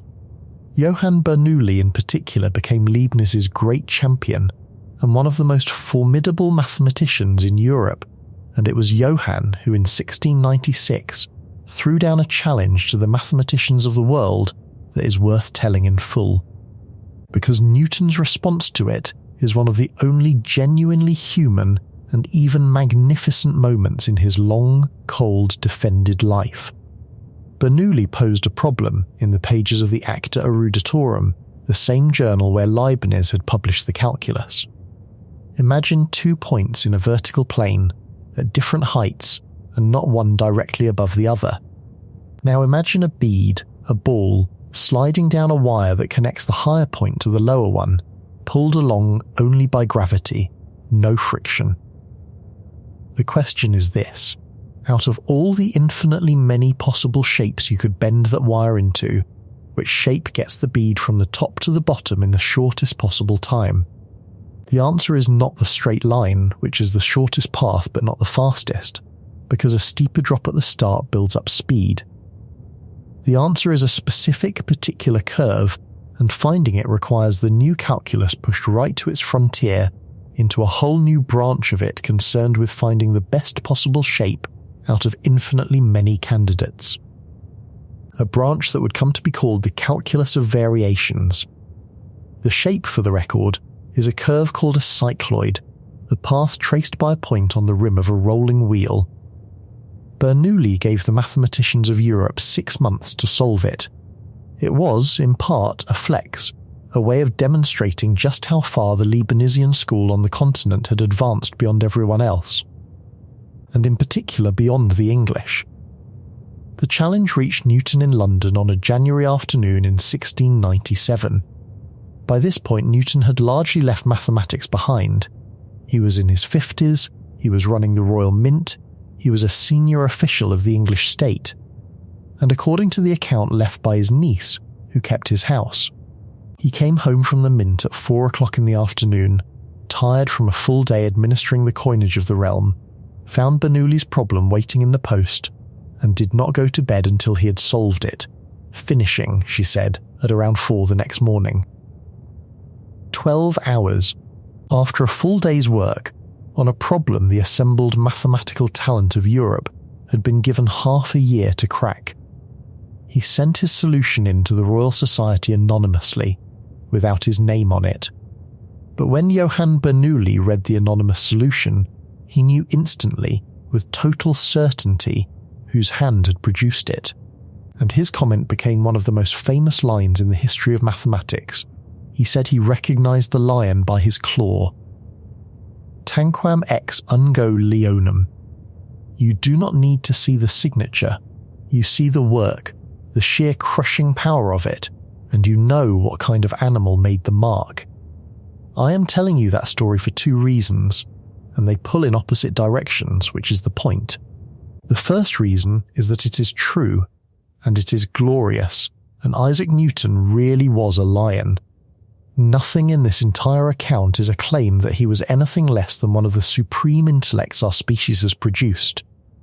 The injustice of the calculus war is not that a fraud beat a genius. It is that a genius behaved like a fraud and used his genius's prestige to get away with it.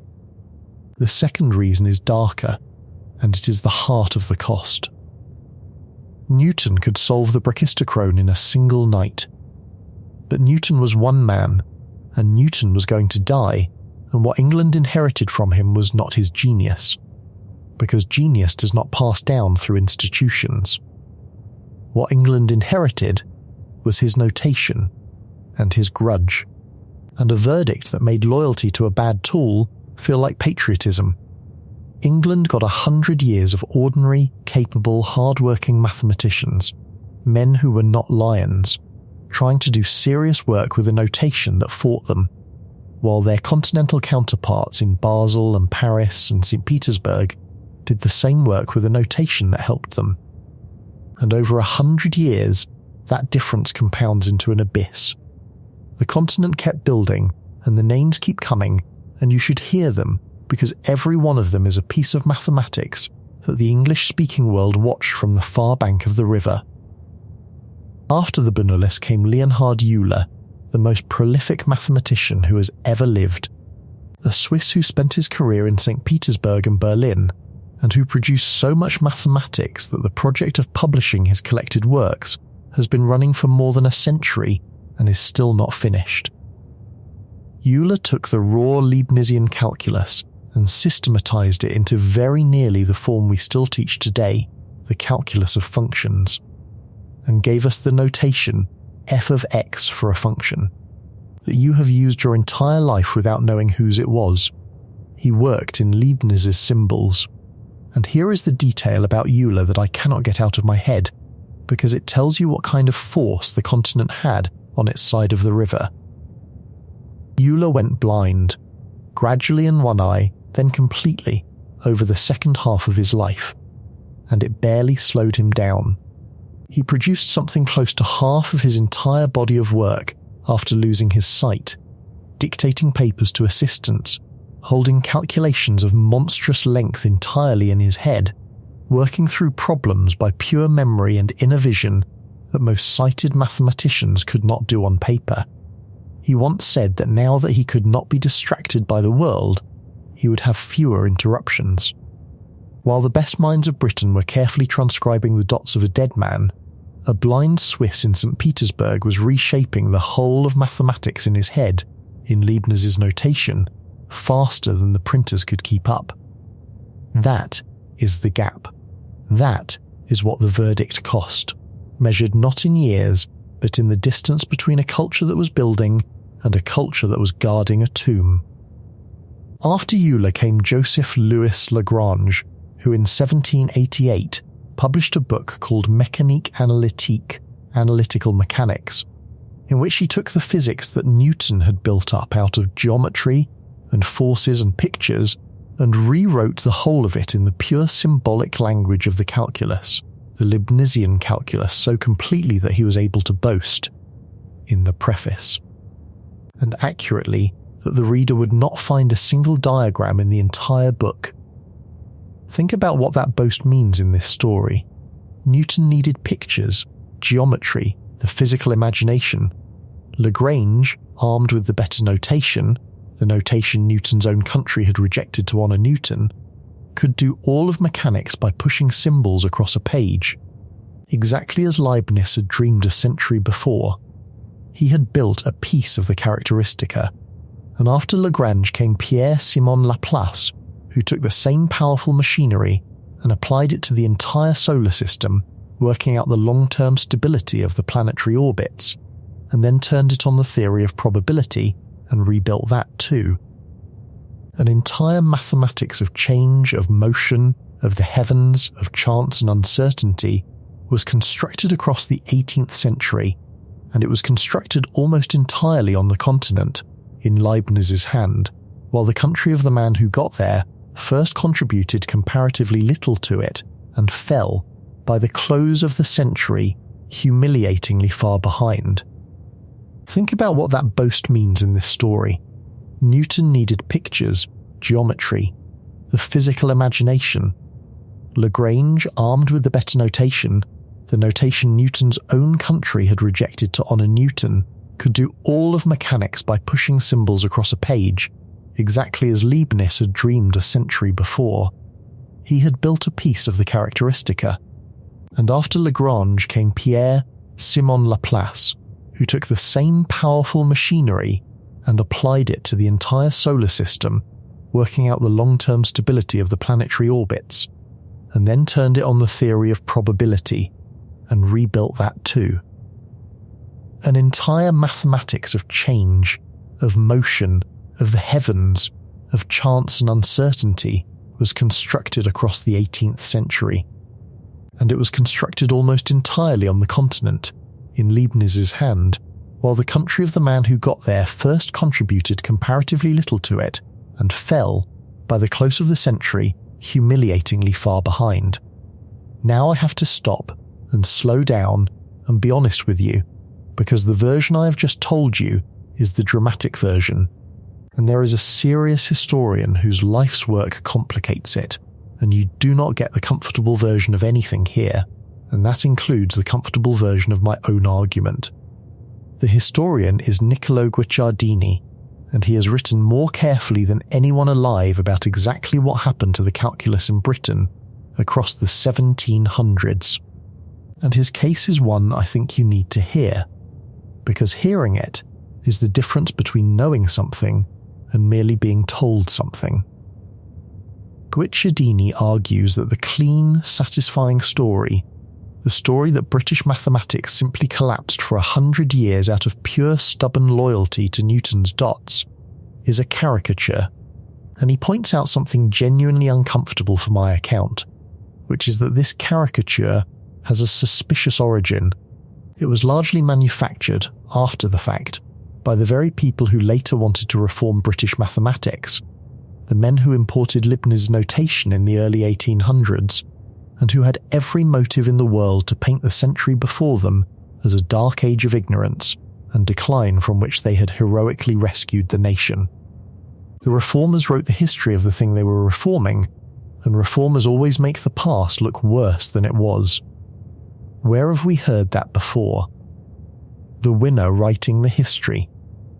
It happens on both sides of this story. Guicciardini shows that 18th century Britain was not, in fact, a mathematical wasteland. It produced real and able mathematicians, Brooke Taylor, whose name is on a theorem every calculus student learns, Colin Maclaurin, James Stirling, Abraham de Moivre himself, men who did genuine and lasting work.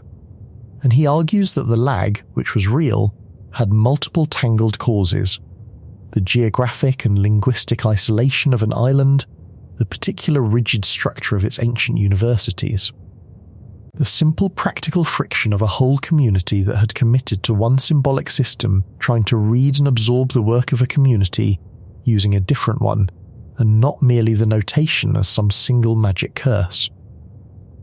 I think Guicciardini is right to insist on the complexity, and I want to tell you where I actually land because I have spent a genuinely unreasonable amount of time with this and I have an opinion. The claim that Newton's dot notation single-handedly, all by itself, cost Britain exactly 100 years of mathematics is too clean and too simple to be true, and you should not believe it. And anyone who sells it to you, that simply is selling you a story. But the opposite claim, the claim that the notation was a neutral choice and the lag had nothing to do with the war, is also not true, and almost no serious historian holds it either, including Guicciardini. What is not in dispute, what nobody argues with, is the basic shape of the thing. British mathematicians did cling, for generations, to a notation that the rest of Europe had abandoned.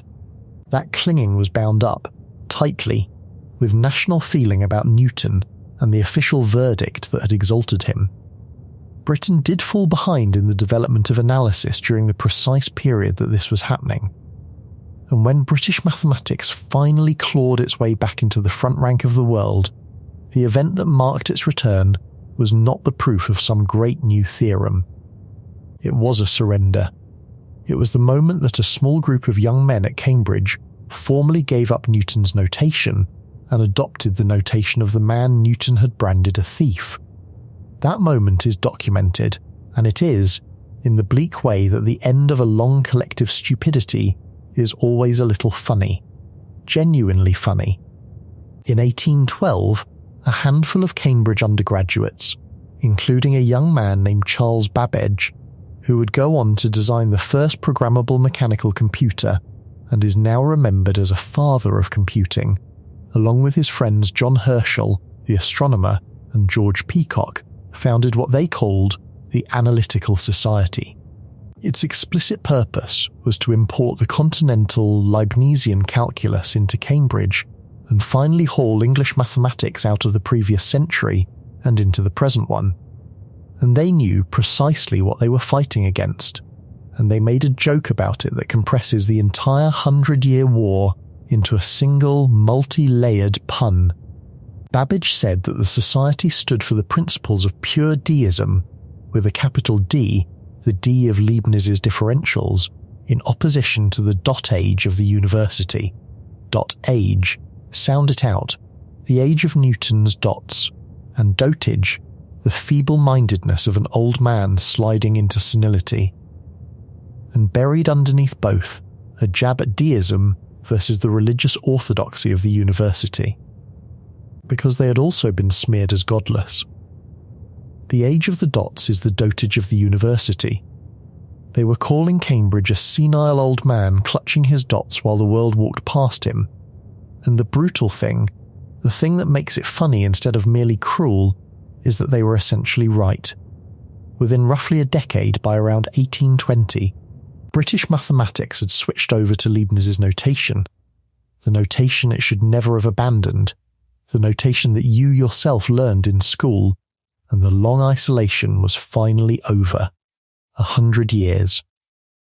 From the verdict in 1713 to the rebellion in 1812, the boys with their joke about dotage, whatever fraction of that century you want to assign to the notation specifically, and whatever fraction to the other causes Guicciardini rightly names, the period is real, the loyalty that sustained it is real, and the verdict that turned that loyalty from foolishness into patriotism was a document that Isaac Newton wrote about himself and signed in other men's names. That is the cost. Not a wound to one proud old German who has been dead for 300 years. A continent's worth of mathematics that an entire civilization watched from the sidelines for 4 generations because the better tool had been officially branded as the stolen property of a thief by a court that was, in secret, run by the plaintiff. And here is where it gets worse, because up to this point I have let you carry a comforting assumption, and it is time to take it away. I have let you assume that the only thing wrong with the calculus was a problem of credit and a problem of notation, that underneath all the human ugliness the mathematics itself was solid, 2 correct systems faithfully describing the same true thing, and that the only real tragedy was that the world took 100 years to pick the better set of symbols. That is not the case. That was never the case. Both systems, Newton's fluxions and Leibniz's differentials alike, were built on top of a foundation that did not actually exist. The calculus that conquered the heavens and the tides and the trajectory of every cannonball. The calculus that built the modern physical world was, for the first century and a half of its life, logically incoherent at its core. And the people using it knew. They knew, and they used it anyway, because it worked, and they could not explain why it worked, and they made a kind of quiet collective decision not to look too hard at the hole in the middle of the floor.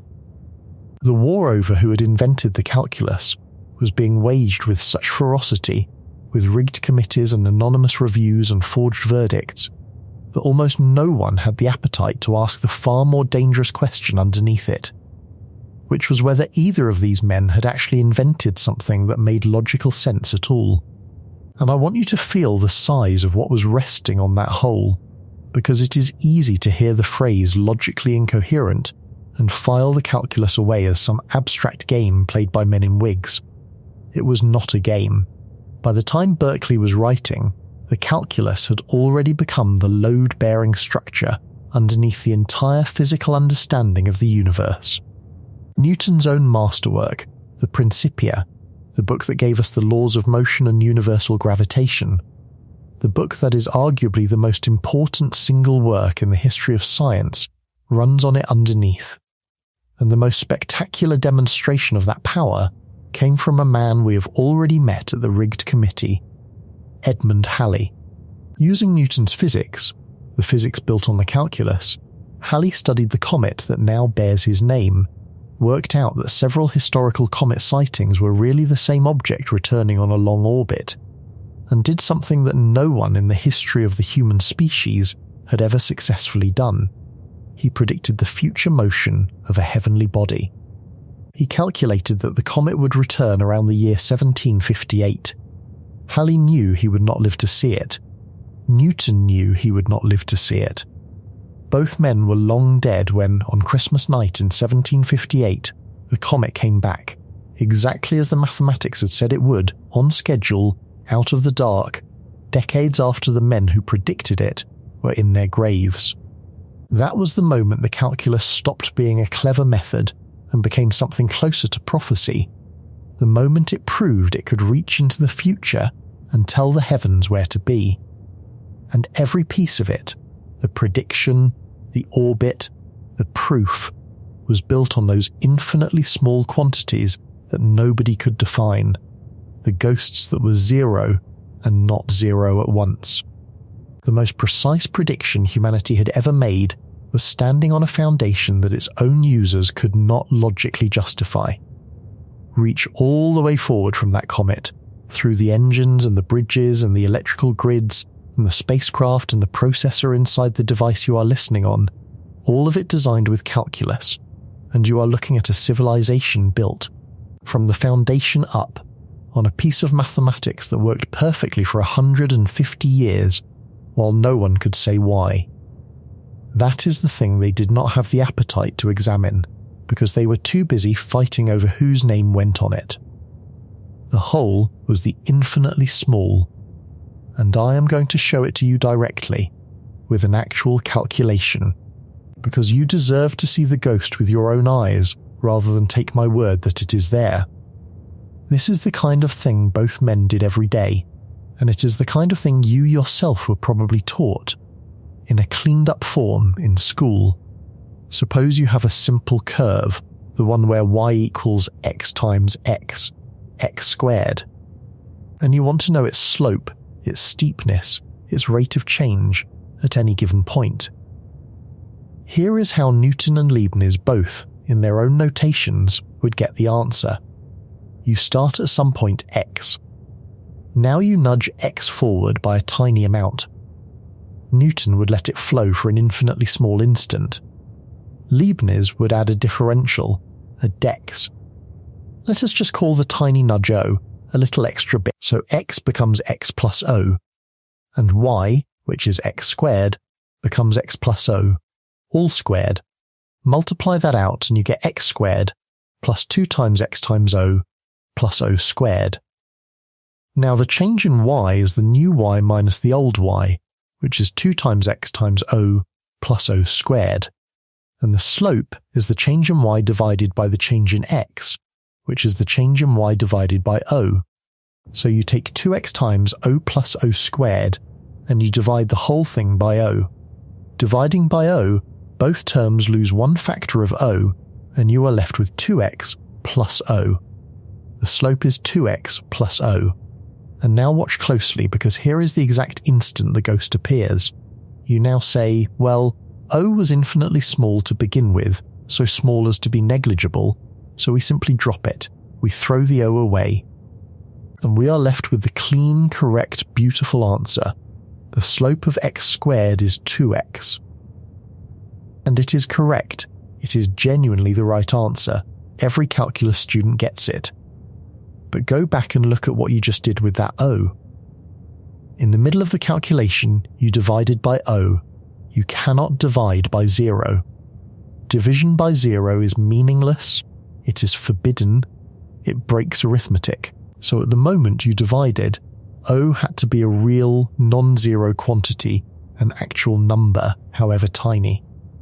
But then, at the end, you threw O away, you set it equal to 0, you said it was so small it did not exist.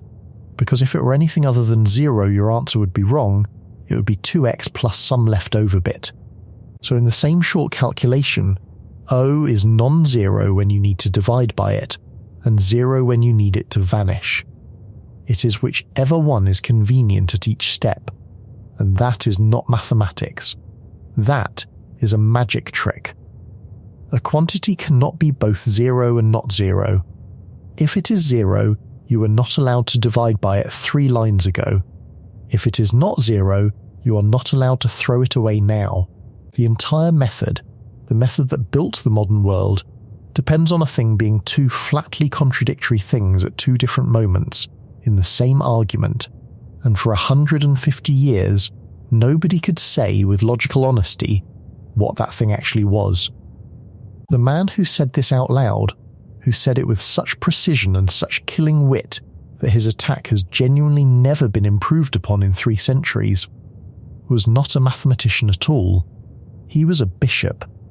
His name was George Berkeley, an Irish philosopher and clergyman, one of the most brilliant minds of his age, and in 1734 he published a short, savage, surgically precise little book aimed straight at the heart of the calculus and at the mathematicians who used it while looking down their noses at religion. The book was called The Analyst, and it carried one of the great fighting subtitles in the history of the written word. It was addressed, the title page announced, to an infidel mathematician, and it proposed to examine whether the objects, the principles and the reasoning of the modern mathematics were more distinctly conceived or more evidently deduced than the mysteries of religion and the points of faith. The infidel mathematician was widely understood at the time to be Edmund Halley, our friend from the Comet and from the Rigged Committee, who had a reputation as a religious skeptic and who had reportedly used the prestige of his mathematics to talk a dying friend of Berkeley's out of his faith. So understand exactly what Berkeley was doing, because it is sharper and stranger than a simple critique. The mathematicians of his age, men like Halley, were walking around treating mathematics as the very model of perfect, certain, fully rational knowledge, and using that prestige as a club, looking down on religious faith as superstition, as belief in mysteries that could not be clearly conceived by reason.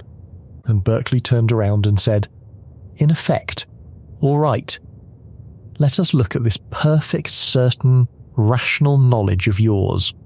Let us look very carefully at the actual foundations of this calculus you are all so proud of, the one you use to lecture the faithful about reason. And he walked his readers straight to the O, to the ghost, to the quantity that is 0 and not 0 at once.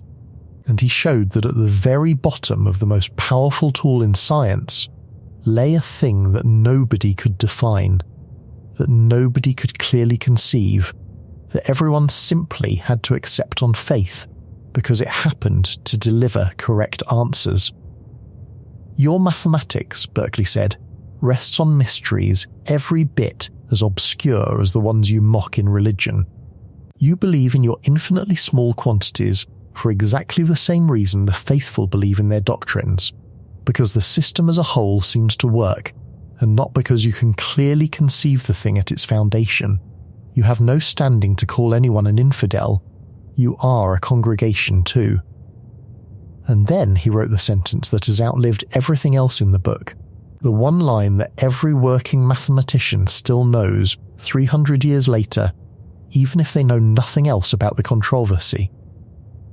He was describing Newton's fluxions, those vanishing increments, the O in the act of disappearing, and he asked what on earth they could possibly be. And what are these fluxions, he wrote? The velocities of evanescent increments. And what are these same evanescent increments? They are neither finite quantities, nor quantities infinitely small, nor yet nothing. And then the blade. May we not call them the ghosts of departed quantities? The ghosts of departed quantities. He was right.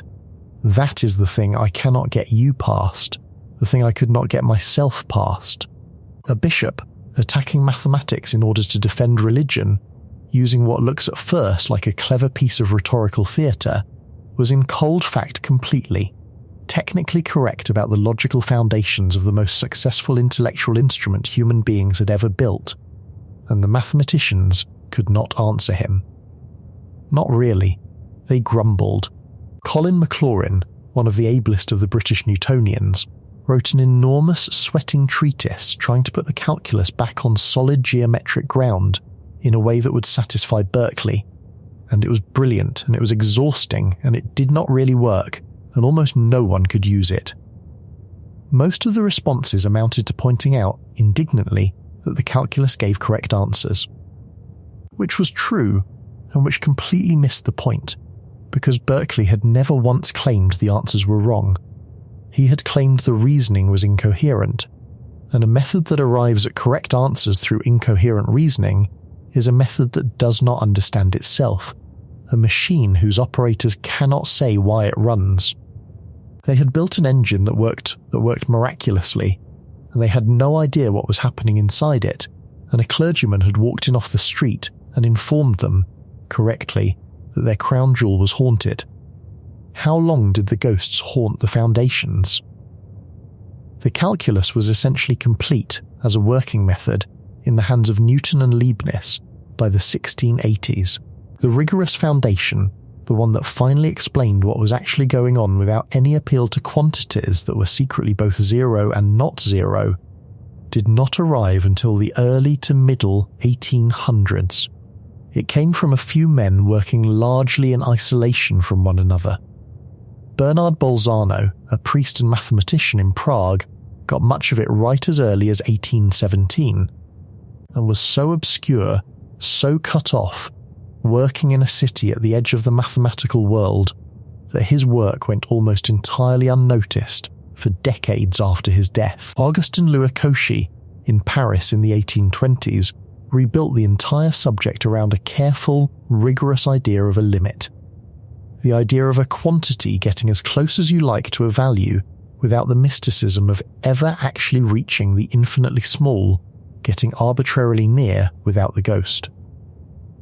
And finally, Karl Weierstrass, in Germany in the later part of the century, nailed it shut completely with a definition of the limit so precise, so stripped of all intuition and all comfortable mental pictures, built entirely out of inequalities and challenges, that it is exactly, word for word, what a mathematics student is handed today, and it is exactly why first-year students still find the foundations of calculus so brutally hard.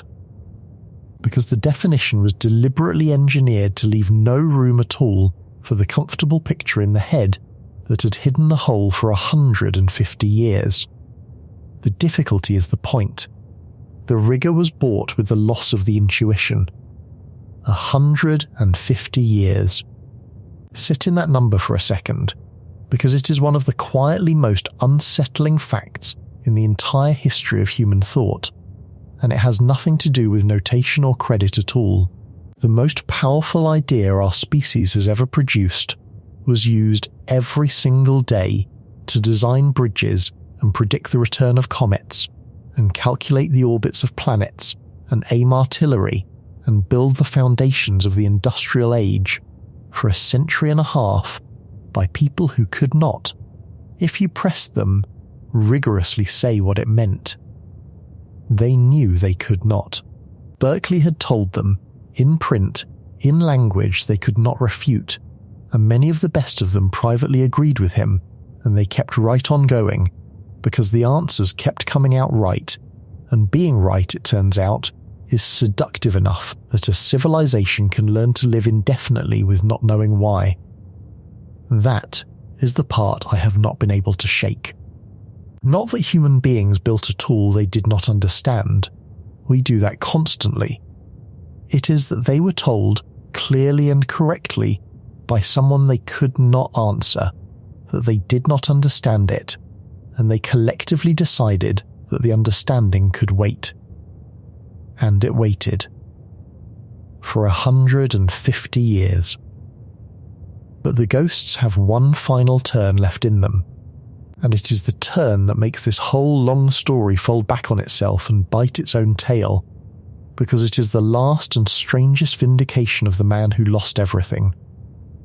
When Cauchy and Weierstrass built the rigorous foundation in the 1800s, the way they did it was by killing the infinitely small, banishing it. The infinitesimal, the dx understood as an actual, genuine, infinitely tiny quantity was officially declared to be exactly the kind of incoherent ghost that Berkeley had mocked, and it was thrown out of respectable mathematics and replaced with a careful, ghostless language of limits. And for about 100 years after that, the official position of all of mathematics was that infinitesimals simply do not exist, that Leibniz's beautiful intuitive picture of the dx as a real infinitely small difference had been a charming error, a useful fiction at very best, and a logical mistake at worst, and that the only respectable way to understand the calculus was through limits, through the machinery that scrupulously avoided ever touching the infinitely small, the way you avoid a known liar at a party. Leibniz's deepest intuition about the very nature of his own invention was, for an entire additional century, treated as the embarrassing part, the childish thing that the serious grown-ups had cleaned up and thrown away. And then, in 1960, a mathematician named Abraham Robinson did something that nobody had thought was possible. Using the tools of modern mathematical logic, tools of staggering power and abstraction that simply did not exist in Leibniz's time, or Berkeley's, or even Weierstrass's, Robinson proved that you could in fact construct a completely rigorous, fully consistent, logically airtight system of numbers that genuinely included infinitesimals, actual infinitely small quantities, real objects, with no contradiction anywhere, no ghost, no thing that was zero and not zero, just a larger and richer number system in which the infinitely small lived as honestly as any whole number. The ghosts were not incoherent after all. They had simply been waiting for 300 years for a logic powerful enough to give them a body. Robinson called his creation non-standard analysis, and he was completely explicit about what he had done and whom he had done it for. He had, in his own published word, vindicated Leibniz. He had proven that Leibniz's original instinct, the infinitely small difference treated as a real thing, the very instinct that Berkeley had ridiculed as a ghost and that Cauchy and Weierstrass had exiled as an error, had not been an error at all. It had been a vision 3 centuries ahead of the logic required to make it stand up. Robinson even reached back and pointed to a specific principle that Leibniz had articulated, a law of continuity, and identified it as a direct anticipation of the modern logical principle that makes the whole rigorous theory of infinitesimals work. So count the vindications, because the count is the entire point, and I am going to do it the way you count the verses of an old song, each one heavier than the last. Leibniz lost the priority war to a rigged committee that never let him speak. Leibniz lost his reputation and died, as we are about to see, in something close to disgrace, under a manufactured cloud of plagiarism. Leibniz's notation was branded the stolen property of a thief and shunned by an entire nation for 100 years. And then his notation won. Completely, totally, universally, the only notation that anyone on Earth now uses or has used for 200 years. And then his deepest foundational intuition, the infinitely small, was mocked by a bishop as a ghost, and then exiled by the rigorous reformers as an error for another full century on top of the first. And then that one too, vindicated outright by a logician in 1960, using mathematics so advanced that it could not even have been written down in Leibniz's lifetime. Or for 2 centuries afterward. The man was right about the notation and right about the infinitesimals. Right twice over. Right in 2 completely different ways, on 2 completely different questions, separated by hundreds of years. Right in ways it took the rest of the human race 200 and 300 years respectively to finally catch up to and admit. And he died believing he had lost everything. He died not knowing he was right even once, let alone twice. Which brings us, at last, to the dying. Because the 2 men did not only live as opposites, They died as opposites, and the gap between the two deaths is the cruelest and the most perfect thing in this entire story, and it is where I am going to leave you. Because once you have seen it side by side, there is nothing left to say that the two graves do not say better. Gottfried Wilhelm Leibniz died in the city of Hanover on the 14th of November in the year 1716, 3 years after the Commercium Epistolicum had branded him a thief to all of Europe. While the dispute was still echoing, while his name was still under its manufactured shadow, and the circumstances of his final years had been a slow, grinding, almost unbearable humiliation, the more so because of how high he had once stood. His long-time employers, the ruling family of Hanover, the family he had served for some 40 years as librarian and historian and counsellor, had, by one of the great accidents of European dynastic succession, become the royal family of Great Britain. George Ludwig, the Elector of Hanover, the very man Leibniz had served, had become King George I of England in 1714. The court Leibniz had spent his life adorning was relocating to London, to the absolute centre of the world's power and wealth, and Leibniz, the most famous intellect in that family's service, the founder of academies, the correspondent of kings and popes and every great mind of his century, was not permitted to come. He was ordered to remain behind in Hanover and finish a long, dreary, interminable genealogical history of the ruling family, a glorified family tree that he had been dragging out for years and that bored him to despair.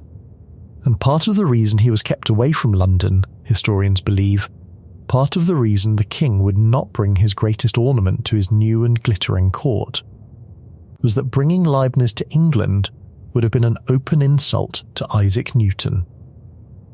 Because Newton was in London.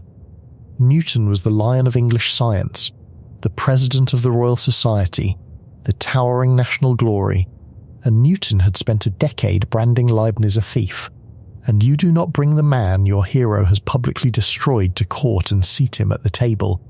The kingdom that Leibniz's own dream of reasoned reconciliation might have graced, the country now ruled by the family he had served for 40 years, had no place for him in it, because the man who had ruined him lived there at the height of his power and could not be made to share a room with his victim. So he stayed in Hanover, an old man, in his 70s, finishing a family tree for a king who had left him behind without a backward glance, his health failing, his great projects unfinished, under a cloud of plagiarism that had been manufactured by his rival and stamped with the seal of the world's most respected scientific body. And here is the thing that I find almost unbearable about those last years, because it is the one place where Leibniz fought back, and it shows you both how he fought and how completely the deck was stacked. He did not simply absorb the verdict in silence. He could not answer the Commercium Epistolicum openly, because to do so was to attack the Royal Society itself, and he had no comparable institution behind him. So he did the only thing left to a man with no court of his own. He fought the way Newton fought.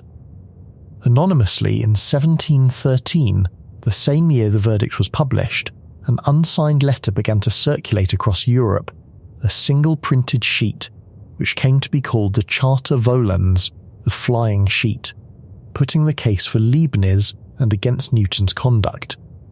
Leibniz was behind it, and he had enlisted the judgment of the formidable Johann Bernoulli, the lion by the claw man, to supply mathematical ammunition, some of it also unsigned. So by the end you had both sides of the greatest dispute in the history of science firing at each other through anonymous pamphlets and deniable proxies. Two of the supreme minds of the age reduced to throwing rocks from behind cover, because neither would put his name to the attack and risk the answer. The difference that decided everything, was that Newton's anonymous attack carried the seal of the Royal Society and the weight of a national hero, and Leibniz's anonymous attack was one old man and a sympathetic Swiss professor, shouting into a wind that was already against them. And then, in the very last year of his life, Leibniz opened one more front, and it is the most revealing of all, because it shows what the war had really been about underneath the mathematics. Beginning in 1715, he entered into a long written debate with an English clergyman and philosopher named Samuel Clarke on questions of God, space, time, and the nature of the universe. And Samuel Clarke was Newton's man. He was Newton's friend, his disciple, his mouthpiece, and the views Clarke defended in those letters were Newton's views, very probably with Newton reading over his shoulder. So picture it.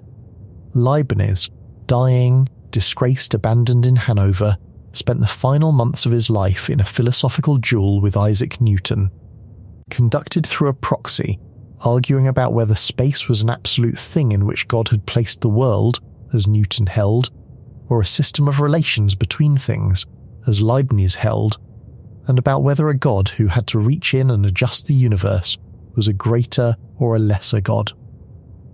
The correspondence is now considered one of the most important philosophical exchanges of the entire era, and on several of the deepest points the long run of physics has drifted toward Leibniz, toward the relational view of space and time that would echo 2 centuries later in Einstein. Leibniz was still arguing with Newton, still losing in the eyes of the world, and still right in ways the world had not caught up to when he died. The last letter went unfinished. He never saw Clarke's reply to it.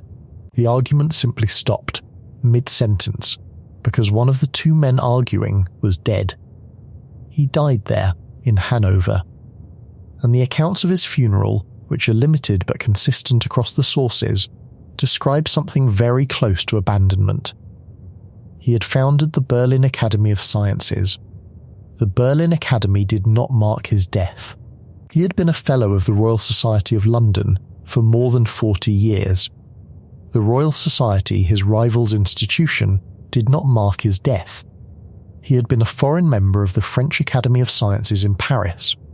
Paris, too, was silent.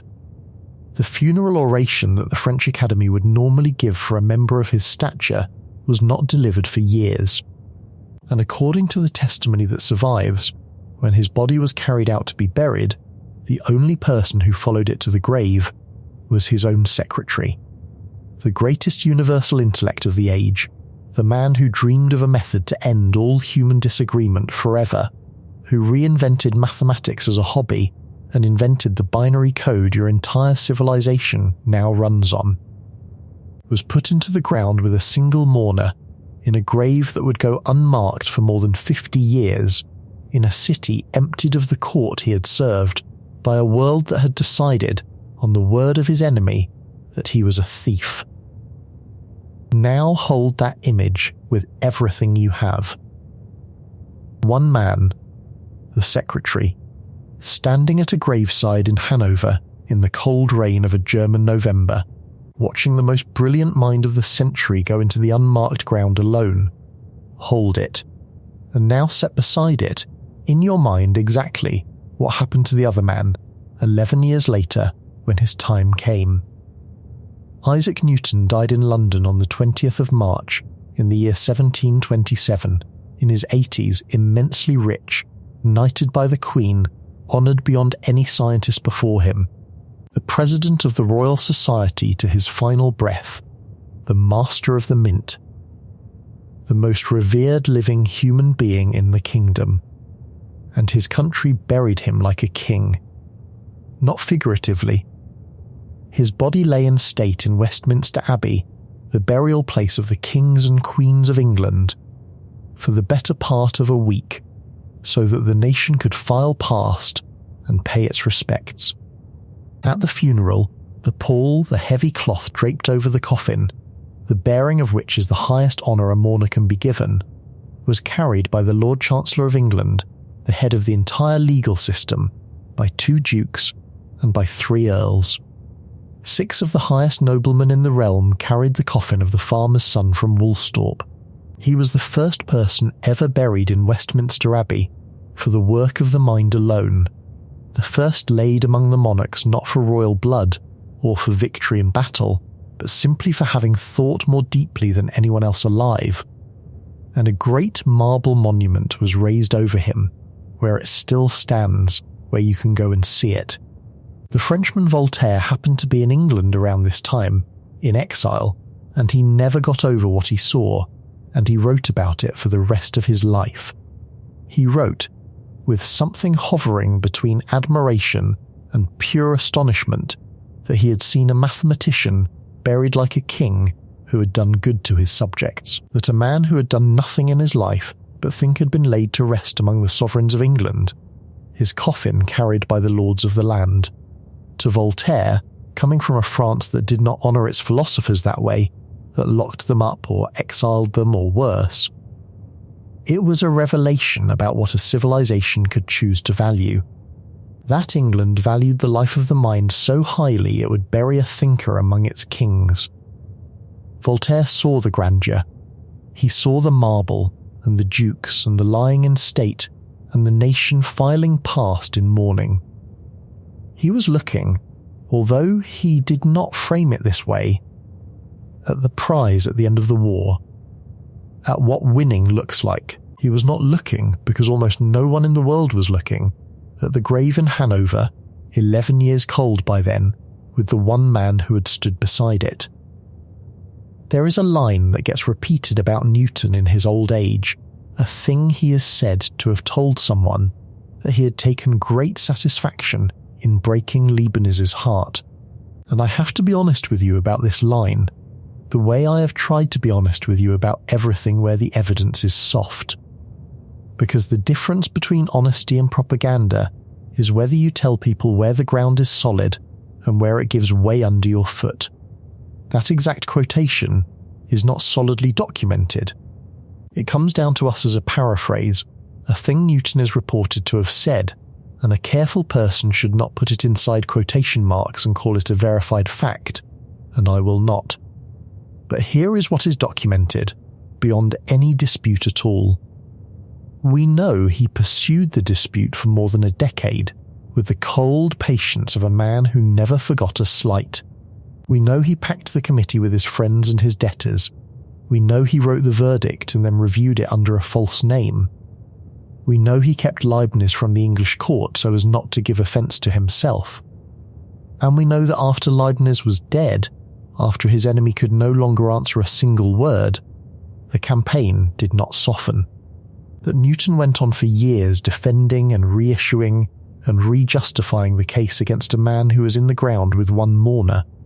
So whether or not he ever spoke the words about the heart, the actions are not in any doubt, and the actions say the thing more clearly and more terribly than any single sentence ever could. He did not need to feel the satisfaction out loud. He had it. It was carved in marble in the Abbey, and it was left unmarked in the ground in Hanover, and the distance between those two graves is the exact measurement of what he won. So we come back to where we started, all the way back to the symbol, the long, leaning S that you have written with your own hand.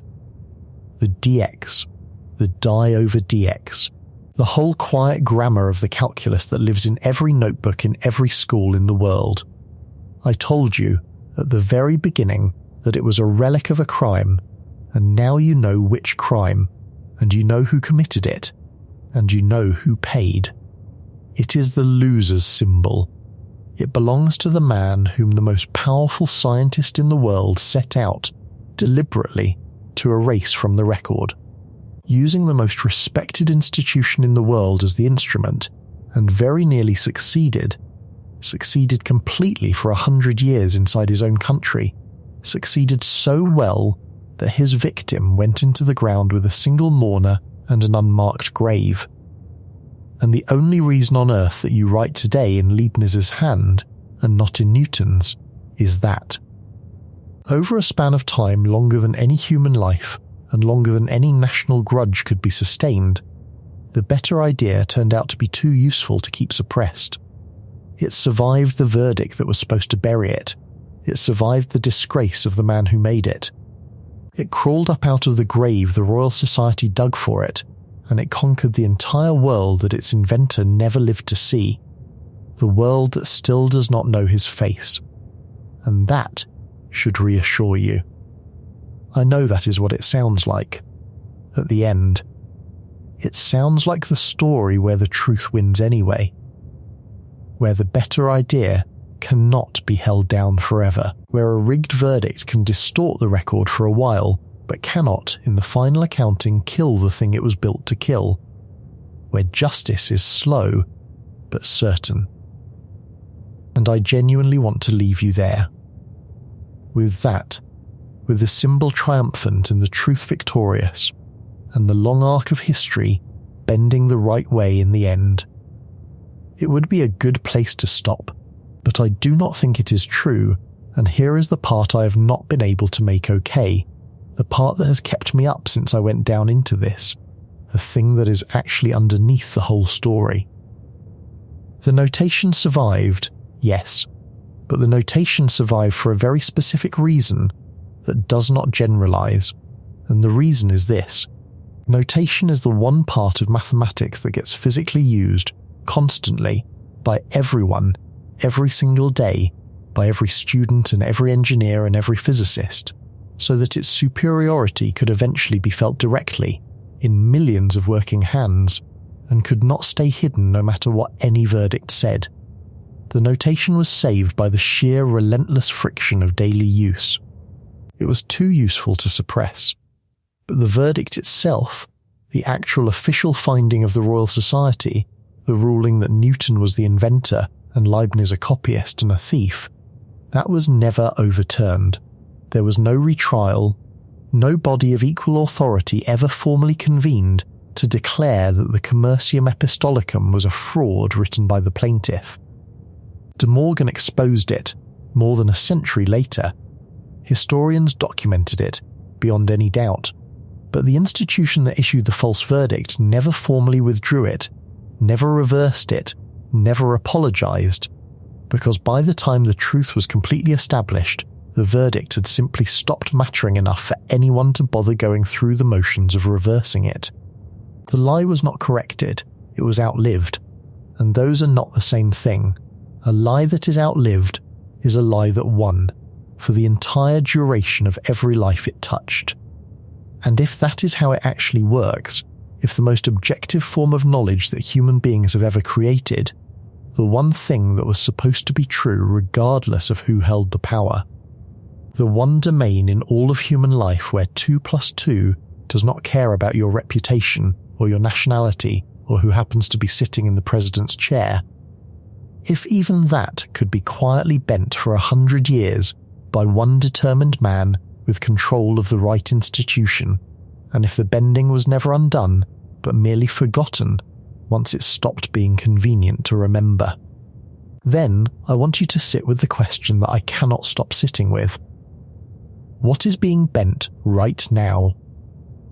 In some field you trust, by someone who controls the committee and supplies the evidence, and chooses which letters go in the book and which ones quietly do not, and reviews their own conclusions under a borrowed and neutral-sounding name.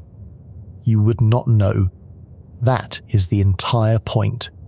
Leibniz did not know, the man whose whole life was the faith that reason would protect him, until it was already done, and he was already disgraced. The mathematicians of England did not know for 100 years that they had crippled themselves out of loyalty to a fraud. And the thing about a genuinely successful fraud in the machinery of official truth is that it does not look like a fraud from the inside. It does not feel like a lie to the people living inside it. It looks like the consensus. It looks like the settled finding of the most respected body in the world. It looks like the thing every reasonable person already knows. It looks exactly like what you were taught. The symbol is still on the page in front of every student in the world, tonight, right now, as you hear this. It is the loser's symbol. He was right about it. And he was right about the ghosts hiding inside it. And he was right twice over across 300 years.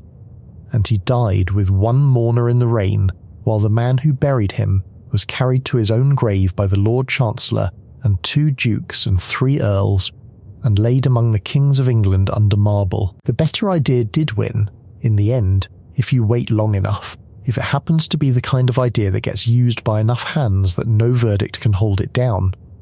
But the truth about how it won, the truth about what was done to the man who had it, has still to this day never been officially told by the people who did it. The verdict still stands in the record, never reversed. And the institution that wrote the lie and authored its own praise of the lie under a false name and let it stand for a century until it no longer mattered, is the same kind of institution that you are trusting right now, tonight, to tell you what is real. He always said it would come when he called it. That was the dream. Let us calculate, and the answer will come, and reasonable people will have to accept it. And the terrible thing, the thing Leibniz went into the unmarked ground never understanding, is that he was right about that too. The answer did come when it was called. It just came to the other man. It came to the one who controlled the court. For a very long time, in the only court that was ever permitted to rule on it, calling and winning and being right were all the same thing, and they all wore the same face, and it was not the face of the man who was actually right. You will write his symbol again. Probably soon. And now you will know whose hand you are writing in, and what it cost him, and that the verdict against him was never overturned, only forgotten. Most things that are wrong with the world are not corrected. They are simply outlived by people who never find out they were wrong. He was outlived. And so, one day, in some field you trust completely right now, will you be?